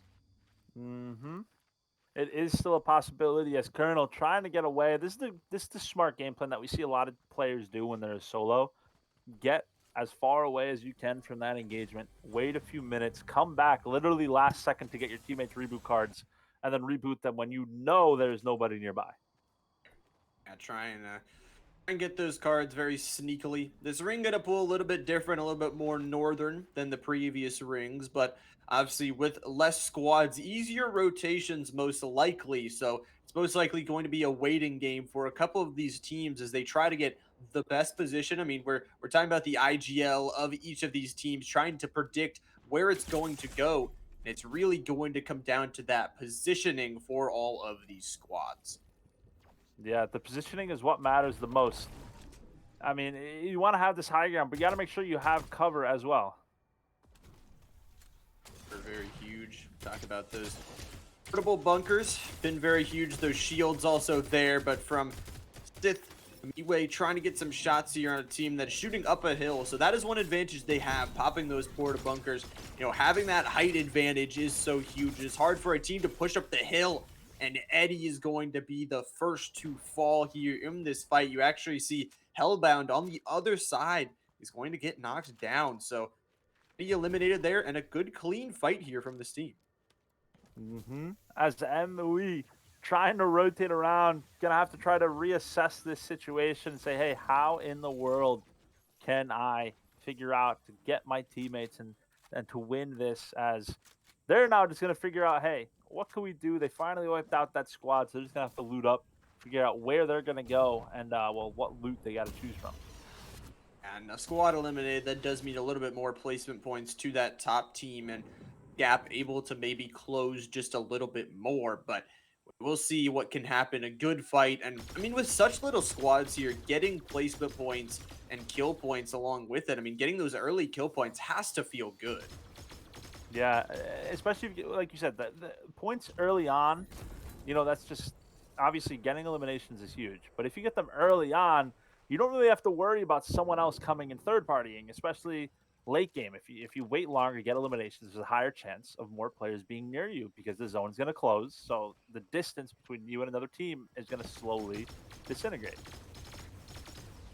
That will disintegrate into nothing and eventually forcing those fights. And the lesser amount of teams you can have try and fight for all of those spots, along with, like you said, getting a little bit of that stress off your shoulders of, oh, we're so far behind on the leaderboard. We need to catch up this many kill points. But if you get those early, you can just relax and be like, well, we can be the team to go and get that positioning that doesn't have to maybe overextend for some kill points because, we already got them in the early game. And in addition, that team is not going to come back to haunt us later and try and take our positioning away. Yeah. I love this positioning at the tilted towers, kind of right in the middle of the zone. Obviously tilted, especially with this blimp. It's probably one of the most overpowered point of interest in the game because there is so much loot to go around. And the fact that this blimp is there, it adds another vault. And on top of that, there's a lot. You have the gliders that you could just, or the fans that you could just jump on and glide and rotate right on out. As we're going to see Reflex do that exactly. Nice burst of wind to get yourself up in the air, and it's just a good position. Like you said, it has a nice high ground feel to it at the top of tilted towers, which is already a pretty high ground heavy landing position POI. But those fans are really nice because it can also help, like you said, get those rotations out. You can just get on out, rotate through those fans, give yourself just a little bit of extra height, and as you're already in ring, that's going to be huge as this ring starts to close even further. Yeah, I love this play from Reflex, Quackers, and the rest of this team to just glide on into zone, especially a little bit early on. Get better positioning in the middle of the zone so you don't have to rotate as far. Because, yes, you have a chance of pulling it in the bottom left part of the zone. But if it pulls to that top right, you got to go very far, which is why they're heading off to this middle, getting a beautiful car, and now it's gonna drive right on in. Probably, honestly, I wouldn't be surprised if this team is looking for someone to fight early on. We'll see if they can find a fight early on, like you said, and they're actually going to be driving right towards one. The car's going to be there for now, but it looks like a 4v4 is going to persist. Those chrome splashes going to give them a little bit of protection for now, but Quacker's going to jump out of that car to be instantly melted here, taken down to 35 health, and the kill first gets traded here. Quackers and Ghost Rider both going to go down on the other side, but I mean, you see this from Wildhawk and Reflex now trying to fight back with this portable bunker. That shield popped on the top, but there is still a player close to them. The shotgun's pulled out, and the ARs along with it. It looks like now just down to a 2v1. A messy fight there for Wildhawk and Reflex, but it looks like overall they should be able to win that one. Yeah, this is going to be huge. You're going to get the revive off. The shots are still going to start to come in. If I had to guess, if I were the last player here, I'd be on top of the blimp looking down, waiting. As yes, that is what that player is going to be doing. Green sitting on top of this, waiting to see if a player is going to try to glide down. This is where you got to get some shots off Green. Get some shots onto Reflex. I don't think the shots are going to start to come in. They're going to wait. The shots are being traded, and Reflex is going to go down. And all of a sudden, now Reflex is eliminated from the game. And now it's a 1v4 turned into a 1v3. Yeah, Reflex will be fully eliminated there, but that did give time for this full reset to happen, and now the push will come through. All three players going up towards this high ground to chase down the Lynx. Lynx is going to fly through the sky, and it looks like maybe be able to survive this. The shots from Wildhawk are good, but once again, Reflex not going to be there on the fight, and they made a lot of noise outside of ring, so they do have to be careful on this rotation, but overall, a good fight. Reflex, you have to think, sacrificing their life to try and let the team reset as the finality of these three players will try and chase down the last one of the enemy team. Yeah, as that player is just trying to get out of there, trying to run away. However, you don't want to go away too far, because if you do, you have that chance of running into another team. But Quackers pushing a beautiful rotate. This player, you're going to have to get off this blimp soon, because Green Lynx is still down there. But Quackers see the player? I don't know if Quackers and them saw Green Lynx. Is now Green Lynx hitting the balloon and is going to now try to glide away. And it looks like they might have gotten away for now. But look off in the distance. You have another squad driving some cars, but they're not going to see him either. Okay, I was about to say this could have been pretty rough for Green Lynx. As Green Lynx is just going to be able to land, get some reboot cards, probably head back into zone in a few minutes and get those reboots off. I hopefully can get those reboots off, but Lynx sneaking out, like you said, a ninja there in the skies to try and get themselves out. And overall, I mean, that is still Reflex down on the side of that team that took the fight originally, and they're going to try and maybe to get that reboot off, try and maybe to reset, but they're going to be 3 players strong right now. We'll see what they can do to try and reset. But the Jedi team here, the Force is strong with them, and they are looking to force their way into a spot in this ring. Yeah. Let's see how they play it off here. They're just finding a perfect spot to go. This is going to be an interesting zone. However, if I had to guess, yes, the mountain that they have marked, the tallest mountain in this zone right here, that's where you're going to have to go. As Jedi Deuce jumps out of the car for some reason. Probably did a little tuck and roll to make sure they don't take too much damage, but they're going to have to get up that hill. You see there's no one there right now, so this is a perfect opportunity to claim it, as they're probably running over, and if I had to guess, they're waiting just a little bit, because if the zone doesn't pull there, you know, you don't want to fully dedicate to a mountain and then have to just run down it and go to a new one. Yeah, they want to wait till they get some more information on that ring to give themselves a more precise call that they can be comfortable with, because that ring can really go anywhere sometimes. But it looks like Quackers and teams, they are in a fight here with this Blimp squad. The shotgun going to be pulled out to try and get some shots.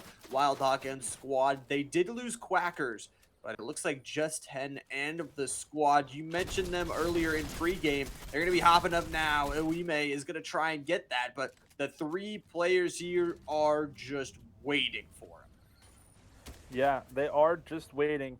This is going to be very fun. Wild Talk dropping down onto this balloon. You see Endless Ice there as well. Gonna not get any shots off on Wild Talk, though. As you see a lot of players down below, they're all just going to figure out, hey, honestly, let's just not stay here anymore. Let's rotate. Let's get out of here. Not worth it. You see Endless Ice goes down as well. DJ Quack, though, will be the one trading places with Reflex. Reflex did look like they get the reboot off on Reflex, but they end up losing Quack as a consequence. So still 4 squads left, though. Interestingly, I mean, we've seen a lot of fighting go between all of these teams, but still a lot of them holding out strong. Reflex and the squad, though, they're going to have to hold out as 3. Yeah, but, hey, 3 is definitely something that can easily be done. As I actually think that there's going to be another 3 as well. I think there's a 3 v. Oh, there's a lot. I think there's 2 squads. Here, let's see. We got 2 squads, a trio, a duo, or 2 trios and 2 duos, or 2 squads. Wow, 2 squads and 2 trios. There we go. I was trying to do some mental math. It's always very hard to do mental math, I'll be honest. It is. Math is just the worst subject. We can all agree on that. Yeah. Well, mom's the math teacher, so she might disagree, but well, I hate math. I'm bad at math, so that is one thing I cannot do. Mental math is not me. But these players got the math in their heads. Damage numbers here on the side of Just 10. 2 kills, along with a kill on each Amiwe and Endless. So we'll see if they can do trying to get this rotate off. And like you mentioned, the only 4-man here still left in this lobby. I mean, you got to think that is a huge power position to just have that other player and have those more tools at your disposal.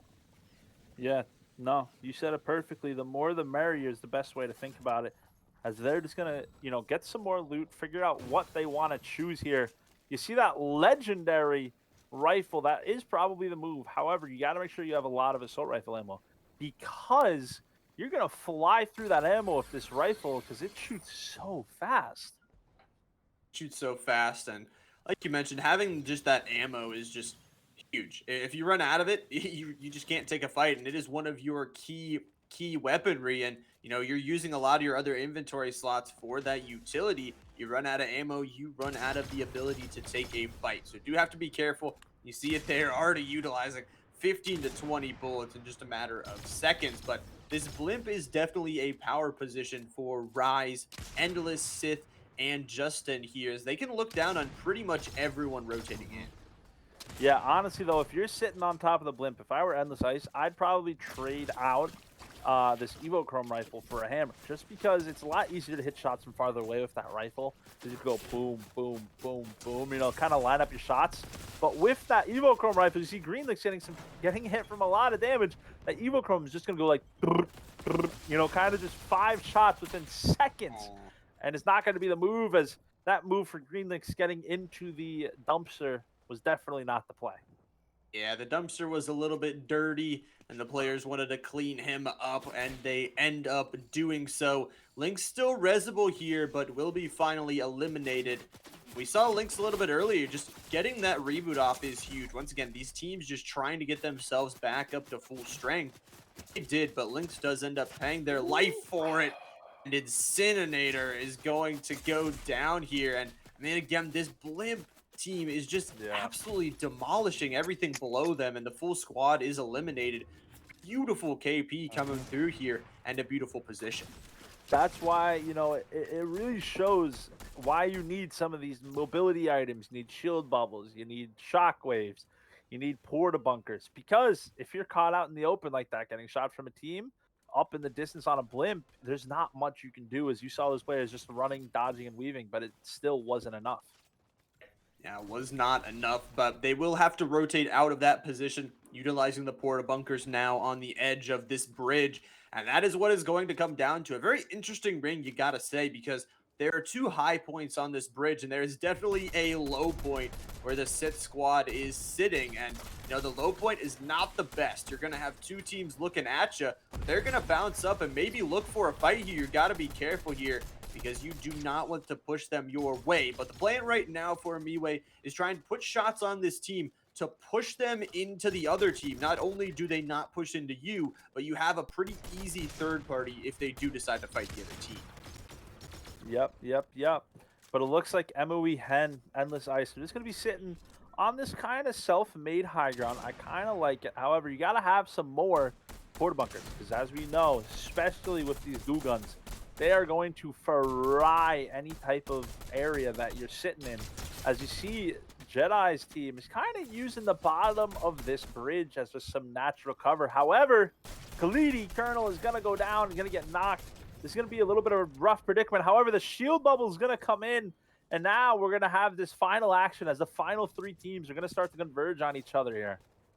All three final teams going to fight it out and trying to win this one. You saw that middle team, the Sith team, just pushed into another, not in a good spot. They will still have two alive under that middle part in the bridge, but MiWei going to push up a little bit further, try and get some space, but taken down to just 40 health and drops on Jedi. Jedi there to clean that kill up, and all of a sudden, MiWei is going to go down. You have to try and help this player out, try and get those reses off, because there is not a lot of time. This storm is closing on in 40 seconds. It will be closed into its entirety, but that bush going to be destroyed as they try and get some shots down here. Wildhawk forced into a fight.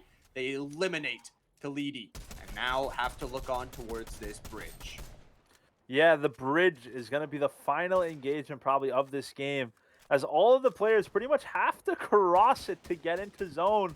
And now we're going to see some players down below getting shots off and some players up above getting shots off. The best part about this fight, it's going to come down to who has the best aim and who can dodge, because there's literally no cover whatsoever here, as all these players kind of just got to play as a unit and try to get some huge shots off. You see Wildhawk going in, Reflex gets knocked, so now it's up to Watchdog and Wildhawk to try to clutch up. Wildhawk at literally 1 HP is going to get another knock as the goo gun comes in from a distance, is going to get one elimination. Wildhawk as a solo is not going to clutch up, as now Just Hen and Endless Ice are trying to clutch up. I think it's up to Just Hen now in a 1v1 scenario. The goo gun's going to come in, the player's going to be stuck, and they're going to get the elimination for the 12 elimination victory royale. A huge start for the team in second place here. Wow is all I can say from that team fight. I mean, it's like you said, there was zero cover on that bridge for any of those teams to play with, but somehow Just Hen and squad, they figured out, they fight it through, and finally, just as a solo, there were two resable players on the low ground, so Just Hen had to push at that moment right there, or it could have possibly been a 3v1, pushing at the right moment, throwing out some shots, and winning the game for his team. Yeah, no, huge plays from the team. We said, hey, if there's going to be a comeback today, it's going to be the team from third place moving up to second. Just Hen probably heard us and said, hey, you know what? I'm in second place. I don't like you said that about me.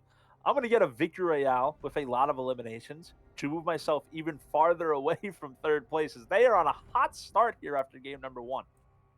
They are on fire, and it's like you said, 6 eliminations just on Just Hen is beautiful. You talk about that victory royale, that's going to be 32 points for that game number 1. Now, I don't know where Tops ended up in that game, but we talked about this. They almost fell out as that first team, but they found a way. They found a way onto the bridge, I believe, and they got themselves some decent placement points, but you got to be careful. It is only, again, 100 points. If that team replicates that game, 2 more games, the door is still definitely open. But I think the bigger story is they created a gap. We talked about that 2-3 is going to be important, and they created a little bit of a gap, a little bit of a buffer in these final 2 games. If they do drop out a little bit earlier, don't have the game they want, they're still in an okay position. Yeah, no, it's going to be filled with excitement, as that was only game number 1, so we're going to head to a short break, but we'll be back very soon with the last 2 games of Central.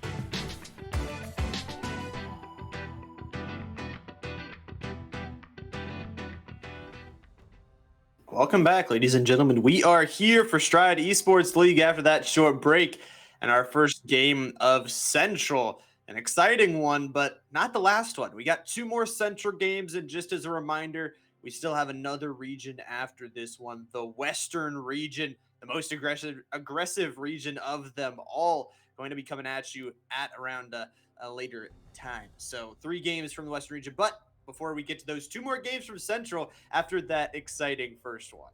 I mean, yeah, that game number one was really what we wanted, just nonstop action after the midpoint. And that's what we're going to expect from Central. It's pretty much going to be a lot of action in the beginning. The middle is not going to be a lot.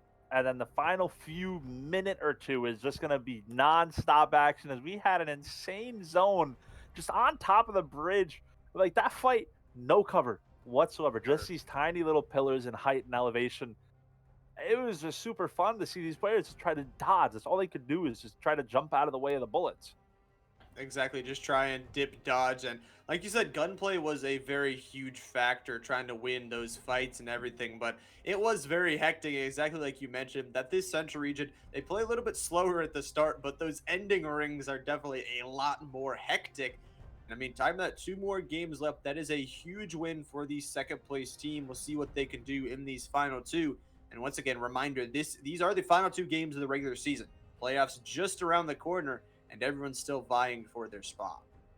Yeah, everyone's still vying for their spot, and that's what it's going to come down to. I mean, the players trying to clutch up some big times, trying to make comebacks is going to be very fun because, these leaderboards are a lot closer than we really think. 100 points, and then besides that, 20 points, 20 points, 10. There's so many different places that you can make some huge clutches and clutch yourself up higher up on the seeding as we head into game number 2. Heading into game number 2, we will see how those leaderboards do get shooken up, but a lot of pings coming out over towards, I believe it's just one team's pings, not a lot of pings, but Yeah. we saw a couple contests, in that first game. We'll see if we do see them again, but those contests really they did some damage to each of the teams, but it really didn't result in any teams being eliminated except one. Yeah, normally that's what it's going to come down to is just these off spawn fights, and it usually ends with only one team or a few players getting eliminated. As it looks like we may have one potential off spawn fight. It looks like a few teams are going to Flutter Barn as well as maybe even Synapse. It really all depends where these players land. As the most interesting thing is if you land at Flutter Barn, you're going to have about 10 to 15 seconds to just shoot the people flying to Synapse. If you land very high up, because you're going to be able to look at them, try to get some shots off. As there it is, as Ninja trying to get some shots off onto Nikinator. Yeah, trying to get some of those shots off, exactly like you mentioned, just have a little bit of that high ground, and good dodging from those players in the middle of the air. And we are reset here to 5 squads, 20 players, and a lot of players landing at the bottom of the map here. So it will be interesting if there is a fight early on that some of those other teams will definitely be able to hear it, be able to see it, and might look for a third party early on. Yeah, that's what I'm very excited to see how it goes down, because you have so many teams landing in this part of the map. We've pretty much had the whole lobby. I think there's only one team that didn't land nearby, and they landed on the other side of the map, like completely. So after the first minute, if these engagements start to happen, we're going to see a lot of third parties start to go in. We will see those third parties definitely come through, but the healing up right now from Revy, try and get that shield on up, get prepared for this upcoming fight. They do have a little bit of that high ground once again, the little fans to try and maybe get them out for a rotation either. But we will see what they can do. Again, I got that med miss, got a med kit, some nice guns also, as they try and get some more high ground, as it looks like a team may be rotating in to try and fight them. Got to be careful here early on. I mean, we talk about there's RNG factor. You might not get the guns you want. You might not get the armor you want. The other team definitely could. Yeah, definitely can, as the shots are starting to come in, but a headshot snipe onto Eddie from a reflex is going to be huge, because now we're going to see that team play very aggressive onto this Flutter Barn as they're gliding already over to try to make sure that revive doesn't happen, as Fury trying to get some shots off. But Fury, you got to get to your team, and you got to get to them fast, as now actually you're the only player left. Yep, only player left alive, trying to shoot out some of that lava. try and burn down some of the cover, but just down here to Fiery Hellbound. Gonna be down to this last player, trying to take a fight, a 4v1, not really in your favor. We're gonna be watching now from the spectator screen as once again, Reflex absolutely popping off. All 4 kills go to this player right here. Yeah, I mean, Reflex on an absolute tear, hitting the headshot snipe and saying, hey, you know what? Yeah, I can hit snipes, but I'm just going to push these kids and just get the rest of the eliminations myself because I am a player who hits their shots. Hits those shots for sure. And again, we mentioned having those early kill points just relieves some pressure off your back. We'll see what they can do with these 4 points, get themselves up a little bit on this leaderboard so far. And again, with only 5 squads, the difference between, those top 5 positioning is a lot. So, dropping one team down gives these other teams, including Reflex and Squad, some extra points to deal with. Yeah, I love this start off from them. 4 eliminations, trying to make a potential comeback. I mean, hey, you can't really count anyone out. And if you're trying to make a comeback, these early eliminations are going to be key. Early eliminations going to be the hugest thing for them to try and secure themselves just a little bit of a lead over anyone else. That vault going to be opened on up. See what they can get. Some good loot, hopefully, inside. But Cinnator is going to try here to get some weapons, get some loot, and get reset as 4 squads left, 16 players. And it's kind of like you mentioned, we'll have this early action, those off-drop fights. We'll have a little bit of a lull period where these teams, these IGLs, really deciding where to go, where to put themselves. And then obviously that final couple minutes will be absolutely hectic as these teams just try and find any space they can. Yeah, this is what my favorite part of this game. Just trying to figure out what they're gonna do, figure out where they're gonna rotate and how are they gonna play this zone, and trying to predict where the next zones are gonna close as well. Try and predict it. Try and be the psychic of the team, and if they can, hopefully get themselves a psychic themselves right into a victory royale. But for right now, Green Links and Squad trying to get themselves some rotational power here, right on the edge of ring as they look towards this ultimate high ground in the middle. Be careful if there is a team hiding up there. Oh yeah, you have to be careful at all times. I mean, if you don't want to run into a player hiding, because if you do, it's not going to end well for you at all. But these players just trying to figure out, hey, what should we do? Like, where should we go? What's our next game plan? What's our next, move of action or action? And ultimately, like, what can we do to try to clutch up, some huge wins with a lot of eliminations. I mean, huge wins with a lot of eliminations. That is what you want to have, and especially with this central region that only has a few teams in it. I mean, not I say a few, but a couple less than the other regions is very important to get some of those KP early on. But for right now, Lynx has a nice little shotgun in the inventory, some good heals along with it, and the squad is fully ready to go for a fight. We'll be able to pick up some better equipment there, some nice rifles and such, as this ring will pull down towards the bottom side of this map. Yeah, it looks like we're starting to see these players spread out a little bit, which kind of is what we expected. The fight that we were expecting to happen, where we said, hey, there could be a third party. The reason there wasn't is because that fight ended within seconds, like seconds. So no one really third partied. So what this means is we're not going to have a lot of engagements for a few minutes. The zone's going to start to close a little bit, and this is where we're going to start to see some players either get some great positioning, or they're going to continue to loot and try to get the best loadout that they can get. Yeah, just trying to get yourself the most comfortable loot for yourself and your team. But it's like you mentioned, I think it really comes in clutch, that experience from Reflex and the squad, knowing that if we don't finish this fight in 30, 15, 20 seconds, that there will be that third party, possibly that fourth party, and we do not want to drop early. So that experience, that team fighting was absolutely beautiful to keep themselves alive, and early KP will go towards them, and they will not have lost any members. So overall, just really good for them. Yeah, overall good for them as it looks like we're going to have Colonel and their team. The team that we know can get a lot of eliminations and will, have some great placement as well, because this is a team that, well, is in first place in the overall rankings, and if I'm correct, came second place in that last game. So this is a team that we're going to see just try to play as aggressive as possible. They know they have a big lead, and they're just trying to make it even larger. They have a big lead, just trying to expand that gap between them. And, they are definitely having fun sending the convoy on in, playing aggressive, looking possibly for this team of Reflex, though. They're going to make a lot of noise, and Reflex and Squad are going to know they are coming, but how they prepare for it is a different story. The car going to get flipped on its back, and now swinging out. The shotgun's pulled out. They will take down the first. Wild Hawk will be the first to go down, eliminated fully.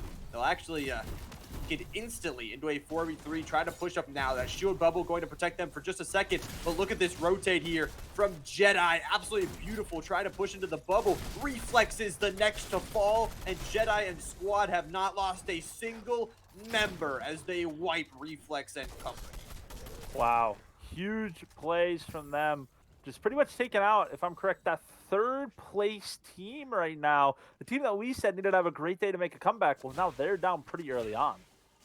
Down pretty early on, and that was just a beautiful, beautiful rotation. You see the three players, they get out of the car first, they absolutely tear down the first player, and then after that, it is a 3v4. Now, there is the shield bubble there for them to play around, and it's hard to push into, but you see Jedi Deuce just pop on in through the top of it while they have to deal with three players walking in on the other side. The shotgun shots rain and true.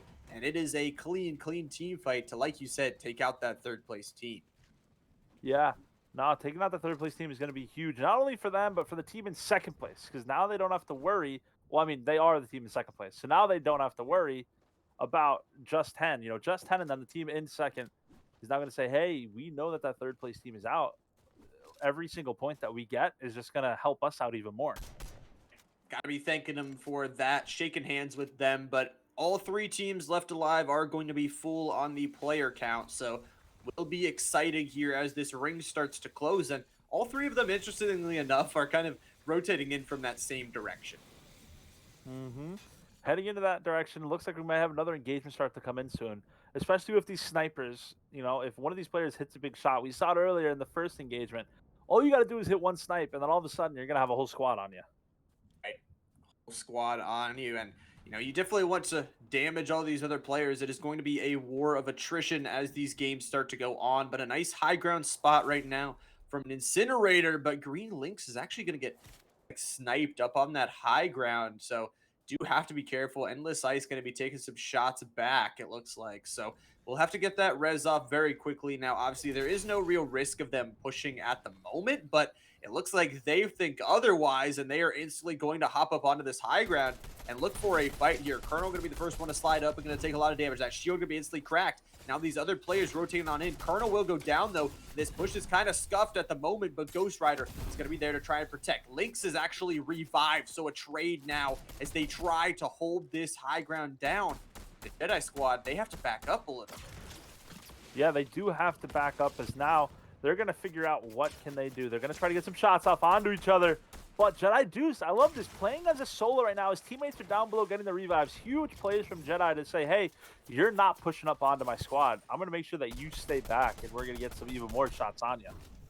Make sure you play that solo play. Get that angle to make sure they do not have a free push. But Jedi now trying to push on up as they look to try and get something done. But they are waiting for the right moment. Just putting shots down, trying to break all of this cover. The goo gun will come out to try and break down that house.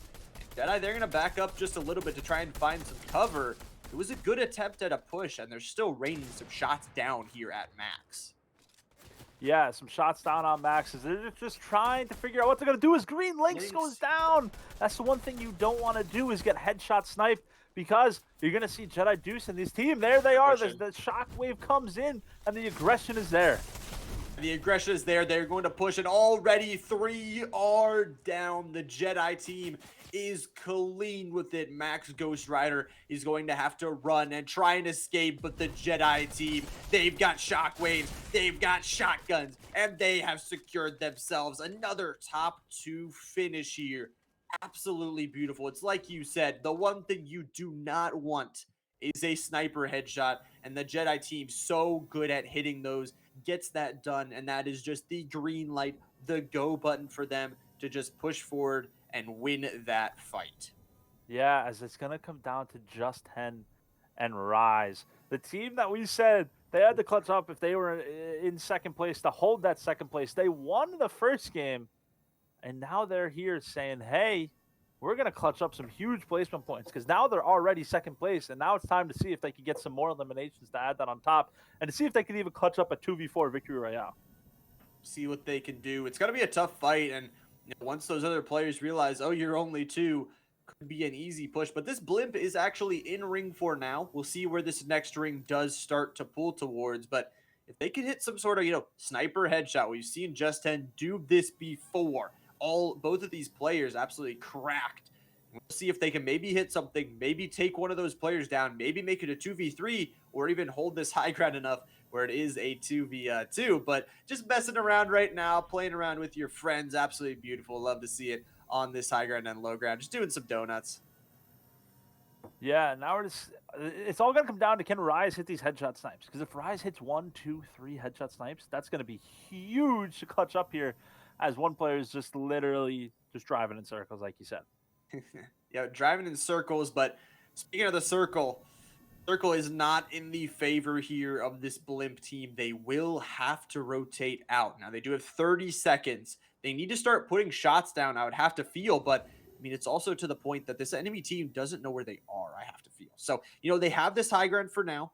They will be able to hold it, but they either need to start taking shots and dig down the armor, the shields of everything that low Jedi team does have.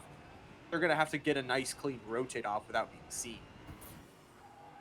Yeah, this is good. I'm excited to see how they try to rotate here because if you're gliding in, they're going to make sure that they get some huge shots on you.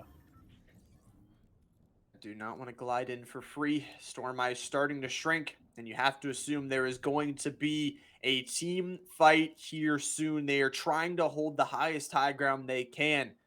Ring is about to be there to touch them. The shots will start to rain out, and now that team knows where you are.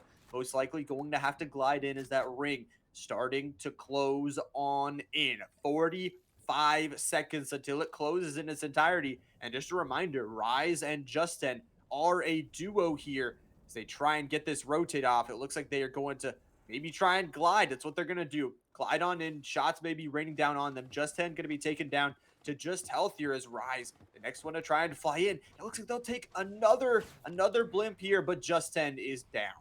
But the revive's going to try to come in. Can Rise get the revive off in time as Rise just is going to actually be able to get it off as now we're going to be able to see what is going to happen as now there comes the push from the players. Jedi going to try to drop on the Just 10. However, it's just actually going to take a few seconds to go back down to his teammates. Just 10 able to get res, though. That is absolutely huge here. Just 10 and Rise now as two going to be holding down this top spot. And Just 10 is going to fall out. And it is going to be down to just Rise trying to dip and dodge throughout this air. But the Jedi team looking dominant on this high ground may have done it once again here, looking to finish off this last player. Rise taken down, trying to break down those jugs to get some more shields up, get a 1v1, and it will be that. Rise taken down to health. The Jedi members pushing in, and they will finish it, and they will win game number 2, Victory Royale. With a 10 elimination Victory Royale as well, a huge game from them as they are continuing to prove why they are the team to beat. Moving up that leaderboard, pretty much making the distance even farther away to make that comeback as we're heading in soon and a little bit later on to the final game. But game number 2 was insane. It was an insane game, and I mean it was a good try. I mean, from Just 10 and Rise there, that blimp to blimp, that was just a good play there. If you have 4 players, that probably works out, and that is a really good high ground spot that they were taking some shots. It was hard. It was hard to make a decision, and I wouldn't have been able to make that decision on that other blimp because it's tough. If you shoot at those players early, they know you're coming. They can get those shots, like you mentioned, easy to hit players when they are gliding off.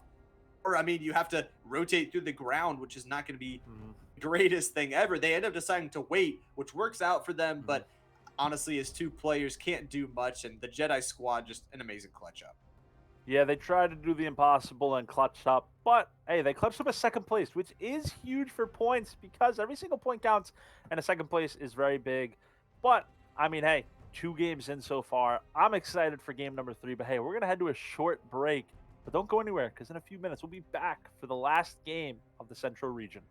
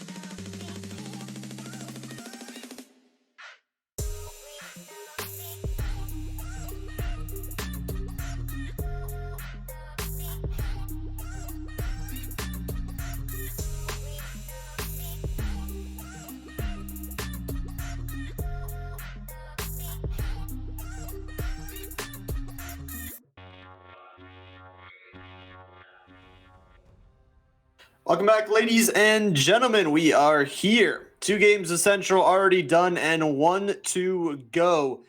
We're already over the halfway point for our day here. 5 exciting matches already, and I am excited for the final match, the final regular season game of the Central region, and playoffs right around the corner. Leaderboard still tight. Any thoughts on those first 2 games, Vinman? I mean, it's what we expected. Just two of the top tier teams going off, getting a decent amount of eliminations, getting the victory royale, just running through the lobby, doing what they do best. I'm just really excited to see how this third game is going to go. To see, are we going to get a different winner? Are we going to see that team of Nikolai and Reflex, the team that is in third place right now? Are they going to be able to get a victory royale? And are we going to have 3 different winners in all 3 games? That will be interesting to see. I mean, you talked about that. There are so many good teams here in the lobby that any single one of them can be the winner, and it would be kind of fun, have all those 1, 2, 3 get a separate victory royale, and it's the final game. It's put everything out there. The leaderboards are still very close, so every game matters, every point matters, every second matters of what you are doing. And this is like you said, we mentioned it in the previous region that this is possibly a game where you can shore up everything, where you need these 3 games to try and get everything ready going into playoffs. You don't want to have any nuts and bolts loose, and a lot of these teams seems like they are locking it down and they are ready to go. Yeah, I mean, it looks like a lot of players are starting to solidify, their game plan. And now they're just trying to crank it out and perfect it into this last week because these are the teams that they're going to be playing in the playoffs. So they got to make sure that they can, nail it down, figure out the nuts and the bolts, the crooks and the crannies, figure out what they are going to do to perfect it. So in the playoffs, when the main time comes, they can show out and show off. Show out and show off is a perfect example. And we're seeing a lot of different play styles, and I think a couple of the teams are experimenting a little bit with what they possibly could utilize in playoffs. We see aggression from that Jedi team to try push on, try and get everything they can, try and get everything they can done. We see a lot of different strategies here tonight, and this is an opportunity that in playoffs you don't really have a lot of chance to experiment, because you experiment too much and it doesn't work and it doesn't go your way. But with these final 3 games, you really have a chance to. But here we are getting into the final game of the regular season for this Central Division. I know I am excited. Oh, and I'm excited. This has been 8 weeks. So many games leading up for these players heading into their last game. I mean, you can't get much better than this. The story can't be writ better than this, right? This is just, I'm excited. That's just the best way to say it. There's so much excitement flowing through my veins right now. It feels like we are in a script of a movie right now as we are approaching that, climactic finals, the playoffs, what everyone wants and dreams of here. Got 4 squads, 16 players here. Once again, the final game of the Central region. Right around the corner is those playoffs, but you are not out of the water just yet. Have to get this one set up. Some teams, get those chrome splashes, trying to get the loot they can, trying to get everything down. This game is going to be important with 1 squad already out. If 1 squad down, I mean, that's what's going to, that squad, hey, they figure out what they got to get done, and now they're going to move on to next week and try to fix it. But we're going to have these players looting Chonkers Speedway. My favorite POI, or one of my favorite POIs, and the reason is because it hasn't changed in the multiple seasons that it has been in the game. It is the only POI in the entire map that they have not touched whatsoever.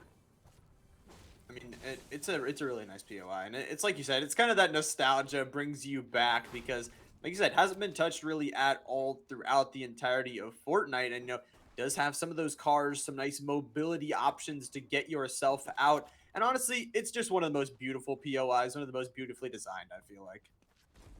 Yeah, I mean, it has a perfect amount of everything. That's just the best way to say it. It has everything that you could want, and you're going to be able to just loot it, get a lot of heals, and then move on and easily rotate out of there. We'll have everything you want, and for the Jedi team, definitely everything they want here so far. See what they can do, as with all of this loot, see where they decide to go from it. But shields are already pretty good on the side of them, so Kesto going to be the only one that really doesn't have full shields, but should be able to, trade some off. But this rig going a little bit more towards that right side of the map, a little bit more northern than some of the other rings, but will be interesting to see. Again, we're going to see a little bit of aggression early on. We might see that aggression coming out from that Jedi team as we saw, that convoy of cars last game, but then we'll see a little bit of a lull, teams try and get some position, and then that final firefight where it will get very, very intense. Yeah, I mean that's what it's all going to come down to, that final firefight, seeing who could clutch up the most and seeing what teams are going to come out on top in the final game for today.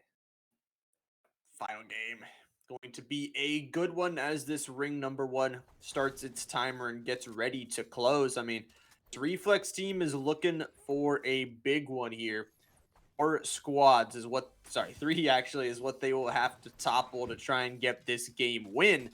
Right now, some decent loot so far, and you mentioned it that with such a little amount of squads, there is the opportunity for all these teams to really get kitted up, really get the weapons they want, so that they are perfectly comfortable in a firefight.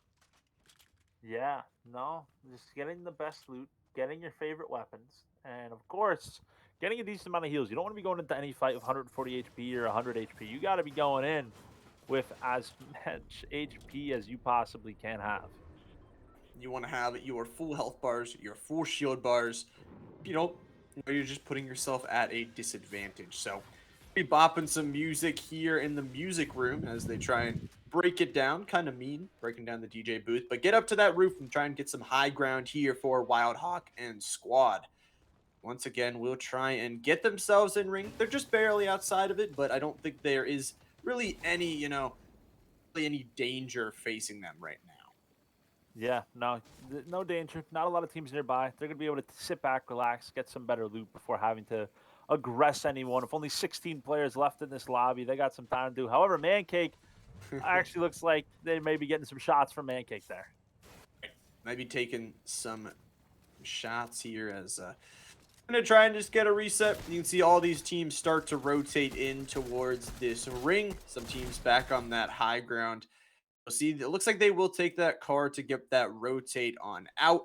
But for right now, just Hen, Amiwe, and the squad saw Hen clutch up in that game number 1 on that bridge. We'll see if they can do it again here. Some nice weaponry, and you see also those splashes are going to come in clutch. He can heal multiple members of your team at once, and they're going to loot a vault also. So the loot is going to be superb here for this squad.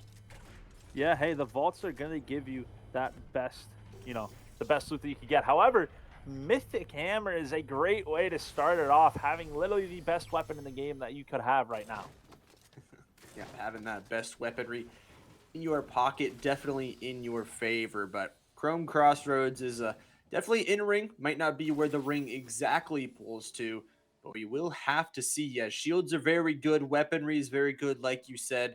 And I mean, it's going to be tough, though, because it's going to come down to gunplay. We've talked about this a lot, that everyone in this game is so good at looting that the loot is going to be pretty even across the board. Yeah, it's going to be pretty even across the board, as these vaults are just going to prove that every single person is going to have outstanding loot, and it's probably just going to keep getting better every single week. Yeah, and that is the point, refine your skills in this ever constantly changing environment here. Rise, though, and Squad, you can see just how many legendary guns they have in their inventory. Absolutely huge. And those Chrome Splashes, haven't really talked about them much today, but I mean, in my opinion, they have been really, really well used by every single team. I mean, to rotate, to push, to do everything, it just seems like these teams are really perfectly using those Chrome Splashes. Yeah, getting rid of the Chrome Splash. I mean, Chrome Splash is probably the best heal in the entire game because you can heal yourself, you can heal your teammates within seconds. So it's really just one of the best items. The only thing that could be better, of course, is going to be Chili Splash, just because you get the speed effect. You get that speed up. It really can help you rotate a little bit more with that sprinting, but you'll see what the teams can utilize more as Fiery Hellbound looking to slide down this field of flowers and try and get themselves on into further into this ring. And I think a lot of teams, again, they're just waiting. Round 1 already expired. This ring could go really anywhere inside this big ring. So they don't want to, like you said before, commit to one spot and then it be out of ring and then them be screwed for the rest of the game.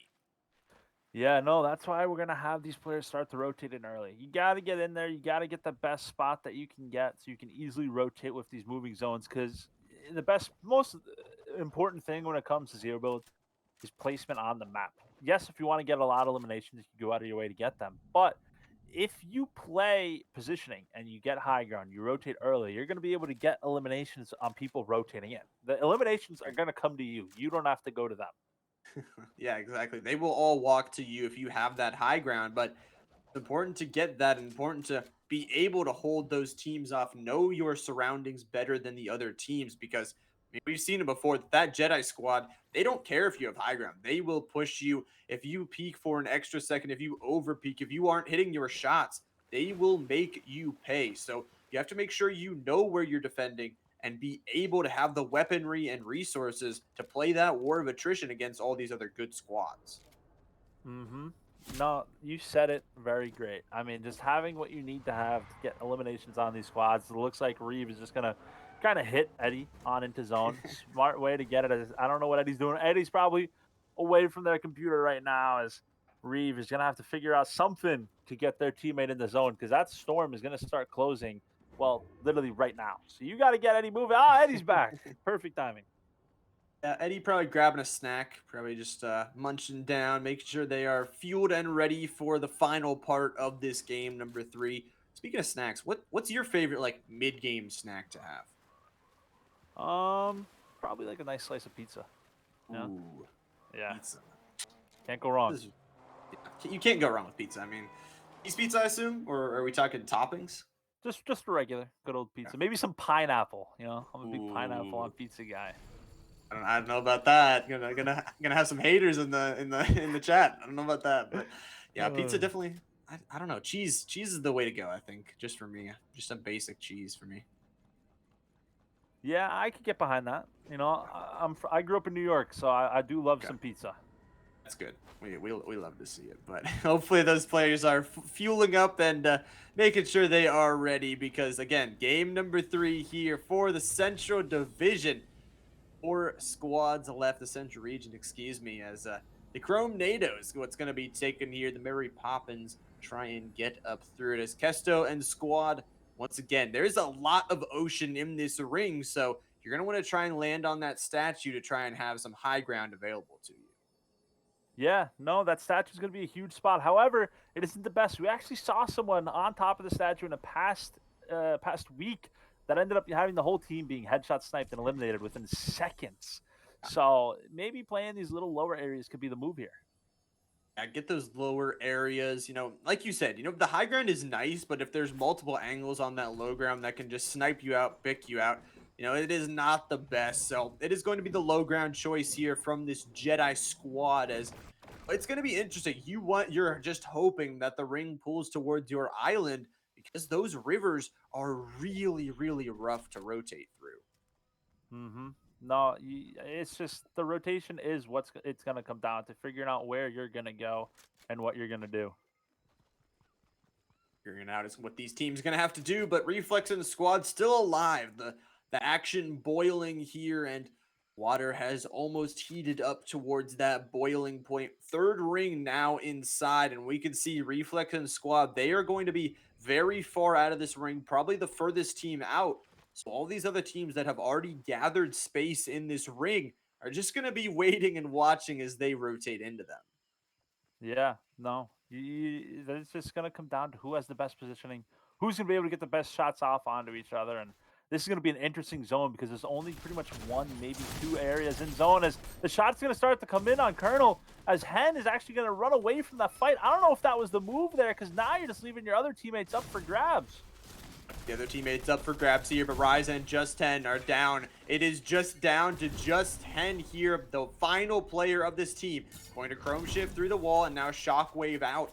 Wants nothing to do with this fight, but there's not a lot of room to play. This bush going to be the sole thing that is keeping Just 10 alive for right now in Jedi. The team has pushed him. They have killed 2, and they are going to be looking for this final player to finish it off. And Just 10 teammates, you can see, I mean, it's got to be a dang shame seeing your teammates go down like that, but still alive for now until this team may decide to search them out.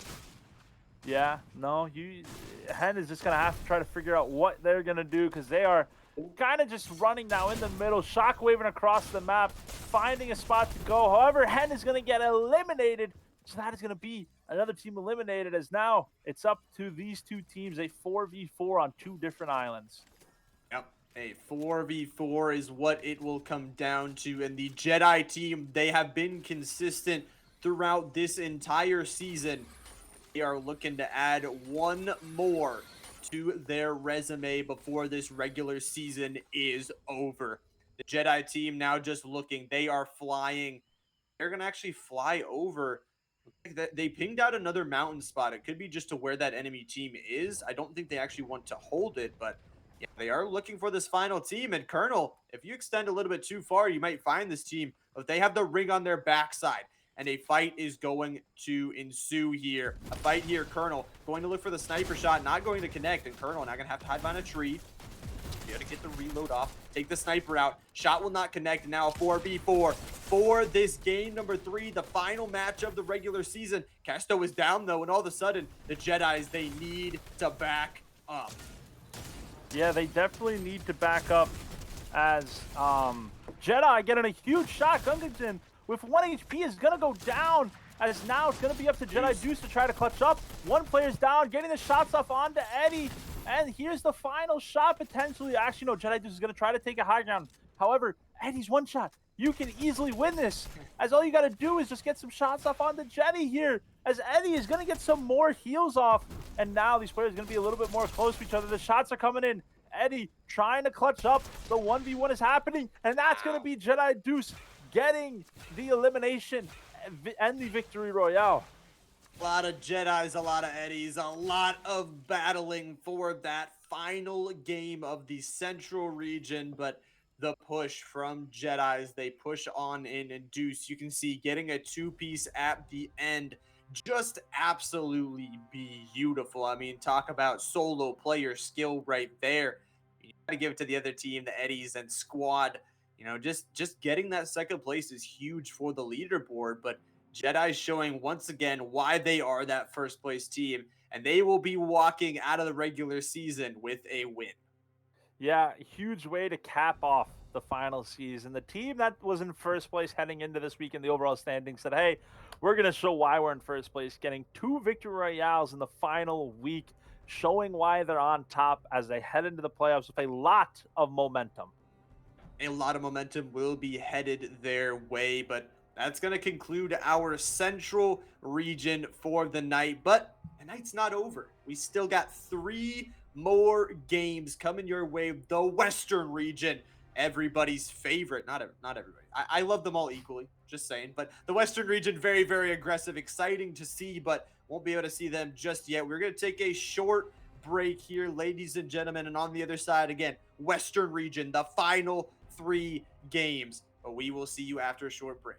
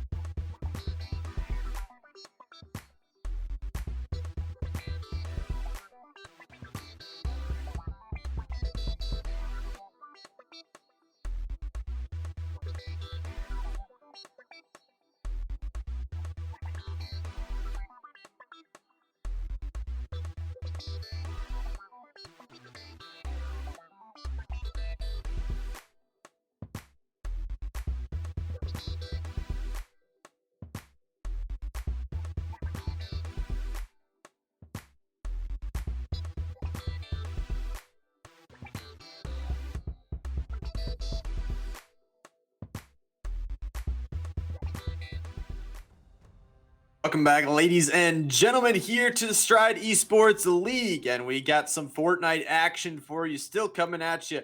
The Western region will finish out the day here. We've already had 6 games of amazing Fortnite action, but 3 more are coming your way.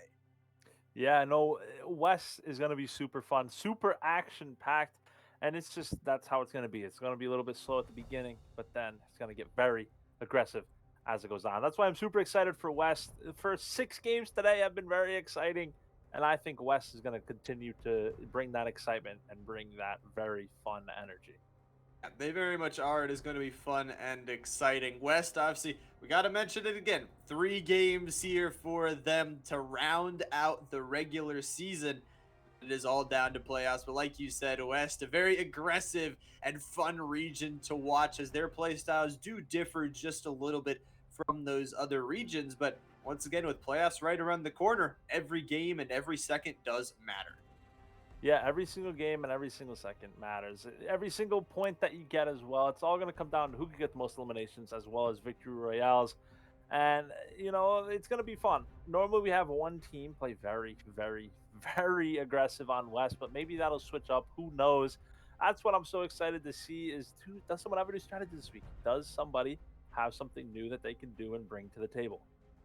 What can you bring to the table? What kind of different tools in your tool set will you be able to utilize? And, we mentioned it kind of at the end of those last series, but, if you are a team that is ahead in one of those first, second, third place positions, that you have some time to maybe experiment with something that, you're going to want to use come at playoff time. Because it resets back. And if you could bring a different strategy, because we talk about you've been playing 8 weeks with all of these teams, you start to learn their patterns, their rotations, how they play. Whereas if you could bring a new thing to the table, especially in playoffs, something that will work and surprise your enemies, it could really help you win there. Yeah, no, it really can help you in there, and that's what I'm so excited to see these players. I want to know who in the world who is going to bring out new strategies, who could clutch up some placements, and who eventually could get the most victory royales today, heading into the playoffs next week. He's going to pretty much say, hey, who can have the most momentum? Because that's what really matters in these games is who can have the most momentum.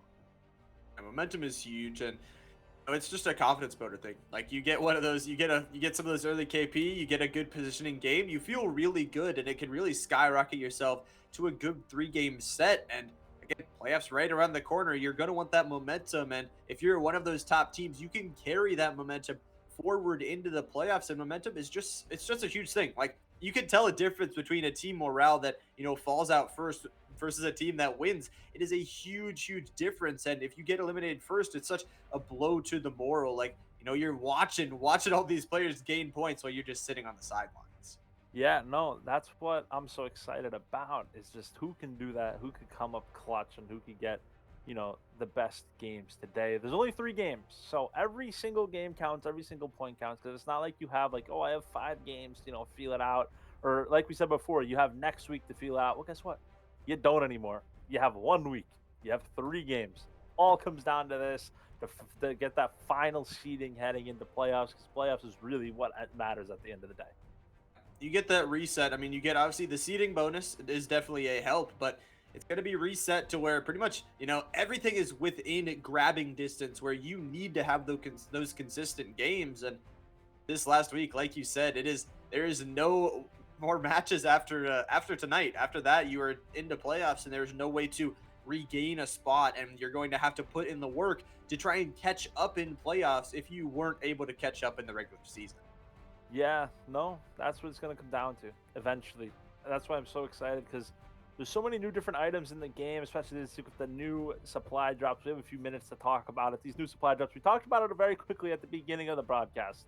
They're an item you find on the ground. It looks like a walkie-talkie, and you have 3 selections. You have a regular supply drop that'll give you weapons. You have a medical supply drop that'll give you heals for your whole team, not just like 1 or 2. It'll give you a bunch of heals. and you have a vehicle supply drop, it'll just pretty much give you a vehicle with a lot of accessories on it, which is the cow catchers on the front and the big tires. That's why those, if you can hold them or you use them right away, you can get a very good loadout at the beginning. You could get a very good vehicle at the beginning, or you could get heals for your entire team, where you don't have to loot to get some more heals. It's a really interesting tool that has been added to the game, and it gives your team a couple different opportunities. Like you said, you have also the choice to hold on to that throughout the entire game, and maybe wait till that end game where maybe you need a car, maybe you need those heals, maybe you need something like that. Or like early game, we see those, like, this aggressive nature, especially from the Western region, having those guns early on, being able to take those fights faster while other teams are still looting, can be a huge thing. But it's also like, we talked about keeping your utility. If you use that too early and then you don't have that, those heals for your entire team, like you said, for that late game, it really could cost you. So it does really come down to what decision they do make on it. Yeah, the decisions are going to be what happens. Who can make the best decisions on the fly, who can adapt the most, is really the key to success. And of course, playing as one team, playing as a unit, is also a big reason, which is why the leaderboard is so split up in certain areas. It's just going to be overall a great experience with 3 games on less to go. Games on West, and the final 3, once again, regular season going to come to a halt right at the end of these 3 games, and it is going to be who can show up in those playoffs. And I gotta say, we've seen 6 games of really, really exciting action, 3 more games to follow, but the playoffs are going to be awesome to look towards, because I mean, with how good these players are, it is just going to be absolute banger game after banger game. Yeah, I mean, that's what we love about Fortnite, and that's what we love about this league, is there's so many different players that can really shine in any situation. You really can't count any team out, whether it's a solo clutch, whether it's coming out on top, getting a lot of eliminations. It's anyone's game heading into these weeks, and that's why the playoffs is just going to be so exciting. And of course, the final 3 games on West are going to be exciting as well. All 3 of these final games definitely going to be exciting, along with the playoffs, which we will look forward to. But can't look forward to them just yet. You got to keep your mind on tonight for these players. Do not want to look too far ahead and, get caught in some place and not get focused. But obviously, lobby being remade here, so we will be getting into this game very soon. But, game number 1, I mean, we talked about it. You talked a little bit about West. Give me a little bit of an overview of, their style. It's just, normally it's a decent amount of passive aggressiveness. However, I will be honest, there is kind of just one team that ultimately runs the entire lobby, and that's a team that, in my opinion, every single week comes out on top. It's a team that dominated very early on in the summer, and has continued to dominate in the rest of the league, which is why I'm very excited to see how they go this week. It will be exciting to see, if they can continue that aggression. And the question will be, can they continue that into playoffs, where they're going to start to face the top teams from all around, if they can see that they can keep up that strategy, or if that aggression might fall apart. If they try something new here in week 8 to see if they can get that ready, have that in their toolkit to say, okay, the first couple games aren't going our way, we can fall back on something we know works that can still work out for us, even if plan A doesn't work. Yeah, no, that's why I love it so much. That's what this is all going to come down to. As some of these players are going to try to clutch up big, but the main thing has been the team that I literally just talked about, the WAVA, otherwise known as POG champions of Foster, Shuddy, Cali Fam, and and another player as well. They have completely dominated so far. If I'm correct, they're in first place with 647 points. And you want to know who's second? In second place is a team, Jolteon and Spooky. We'll see them as well. They're in second place with 410. So there is a very large margin between first and second. Yeah, there's a large margin, but to just get to that point number is absolutely insane. Yeah. And Clam Bucket going to start out this game already with some aggression, like you were saying, but it will be interesting because there is such a big gap. We will see how this final, set of games goes for them, because feel like, they are definitely already secured their first place. The question will be, if they start winning games, if they start getting kills, they take it away from those second and third place teams, that might need that to jump up higher on the leaderboard. Yeah, no, the eliminations is what's going to come to key here. As the more eliminations you get, the more points you get. And of course, some of these teams are very good at getting eliminations and staying alive, and that's why they are so successful. That is what success is based on in this league here.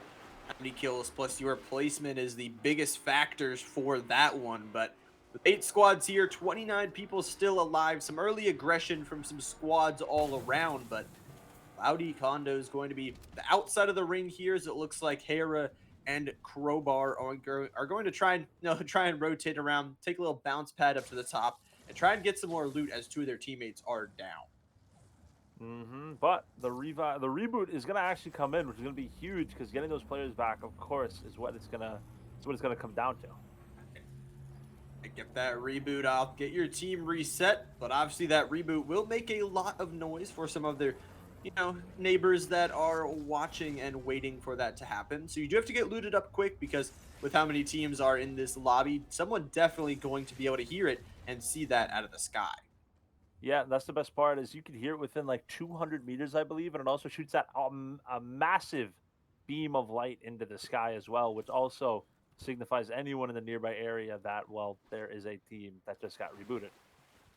Exactly, signifies to everyone, so do have to be careful on that one, but they'll be able to get those reboots off and be able to try and loot up. They're destroying the workout room and trying to get swole in the process here as they get some good loot and try and get on reset here. As there could be another team pushing, so you do have to be careful to try and get that high ground, get looted up, and get ready to go quickly.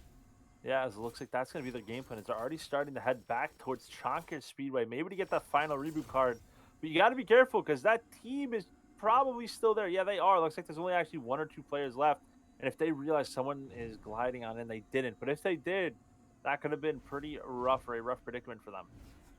That could have been rough. Don't want to lose any players going for that reboot card, which isn't a guaranteed player alive. It's just, again, that card is, if you risk 1 player and you lose 1 player for that, all of a sudden you're 2v4, both of those cards unable to be grabbed. So we'll see what they can do with just 3 players for now. Hopefully they can grab that card. We are seeing Jolteon already downed and eliminated in that kill feed. Yeah, it looks like we have an engagement going on over at Rave Cave. This is the team that we were talking about. First and second place, the 200-point difference, fighting early on as Replay, Foster, Jax Vader, Shutter, showing why they are dominant as they already have 1 elimination here. Absolutely dominant on this team, the OHVA team. Went out here to try and get some damage done. ELVT going to be holding on the inside, but some shots under Replay will make them back up. Try and take that shockwave up to the top, and although they can't really find a way into this cave, they still have that advantage. They took down that first player of Jolt. Hopefully they can get a push on, but Replay does have to be careful. If you walk on in, you could walk into death, but Fernie is going to go down. It looks like Mizan also, and some nice kills early here from this OHVA squad. Yeah, they're showing why they're in first place, pretty much taking down the team in second place almost immediately. And I think in this very last few games here, we're going to see these players play very, very aggressive, try to get as many eliminations as possible. I will say it's going to be hard to beat, but there was 1 game in another week where they actually had every single elimination possible. They literally eliminated every single player in the lobby.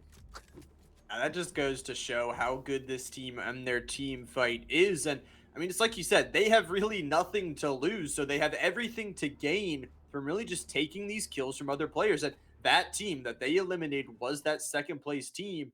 And although there's a 200-point differential between that first and second, Angry Potatoes could look to retake that second place spot if you aren't careful.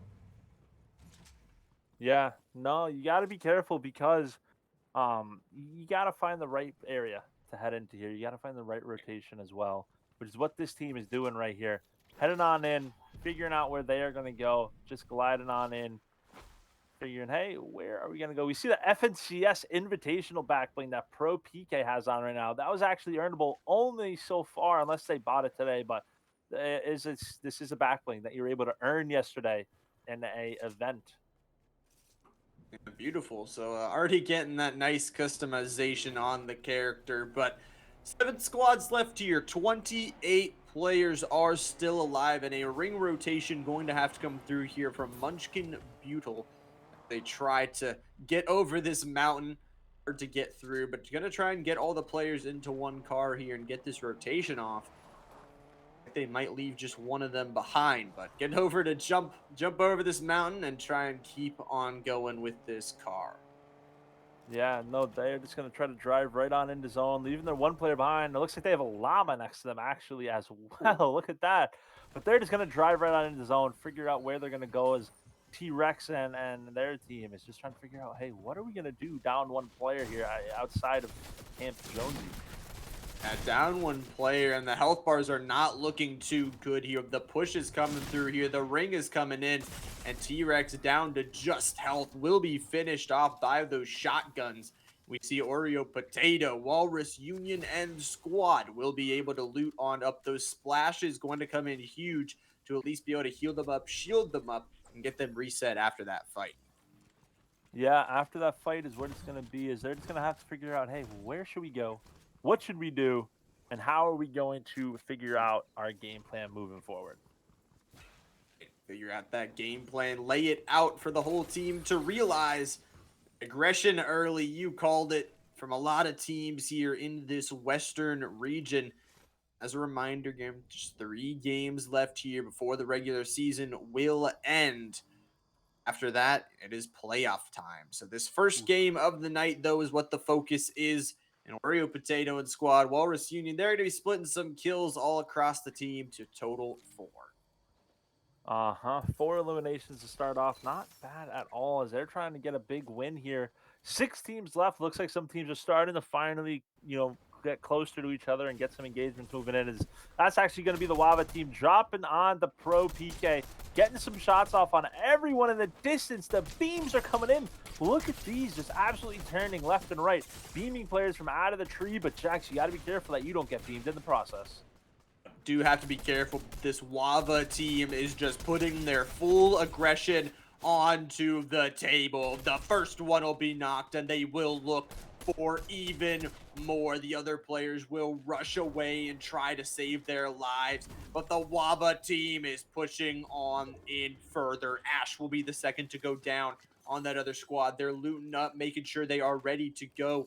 And Replay and Squad, once again, absolutely clean. Jax will finish off Ash, and now it is just Clam and the other player to escape.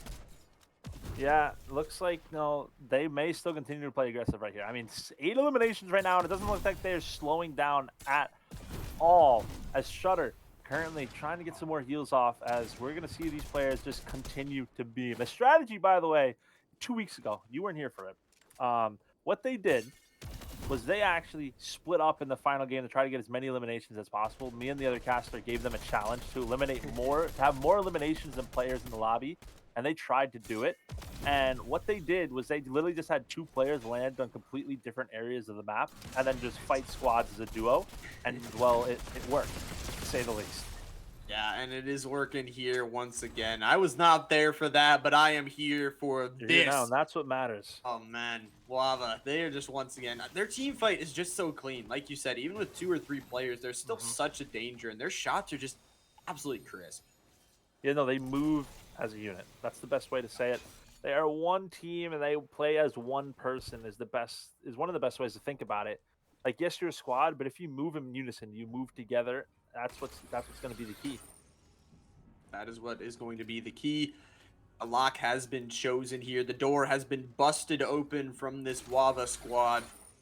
Their final week is approaching here. 5 squads left, though. The aggression continues. And once again, I'm going to have to ask the question. This aggression has worked for them all throughout the regular season. Do you think they can continue this aggression in the postseason? Yeah.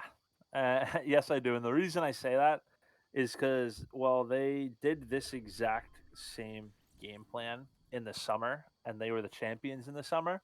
And now they're just bringing it into the fall, and they're continuing to show that dominance. However, you can't count teams like Spooky out, because Spooky and Co., that squad, they have been teams that in other weeks have won 2 games in a week, have won 1 game in a week. They're a team that you still can't count out.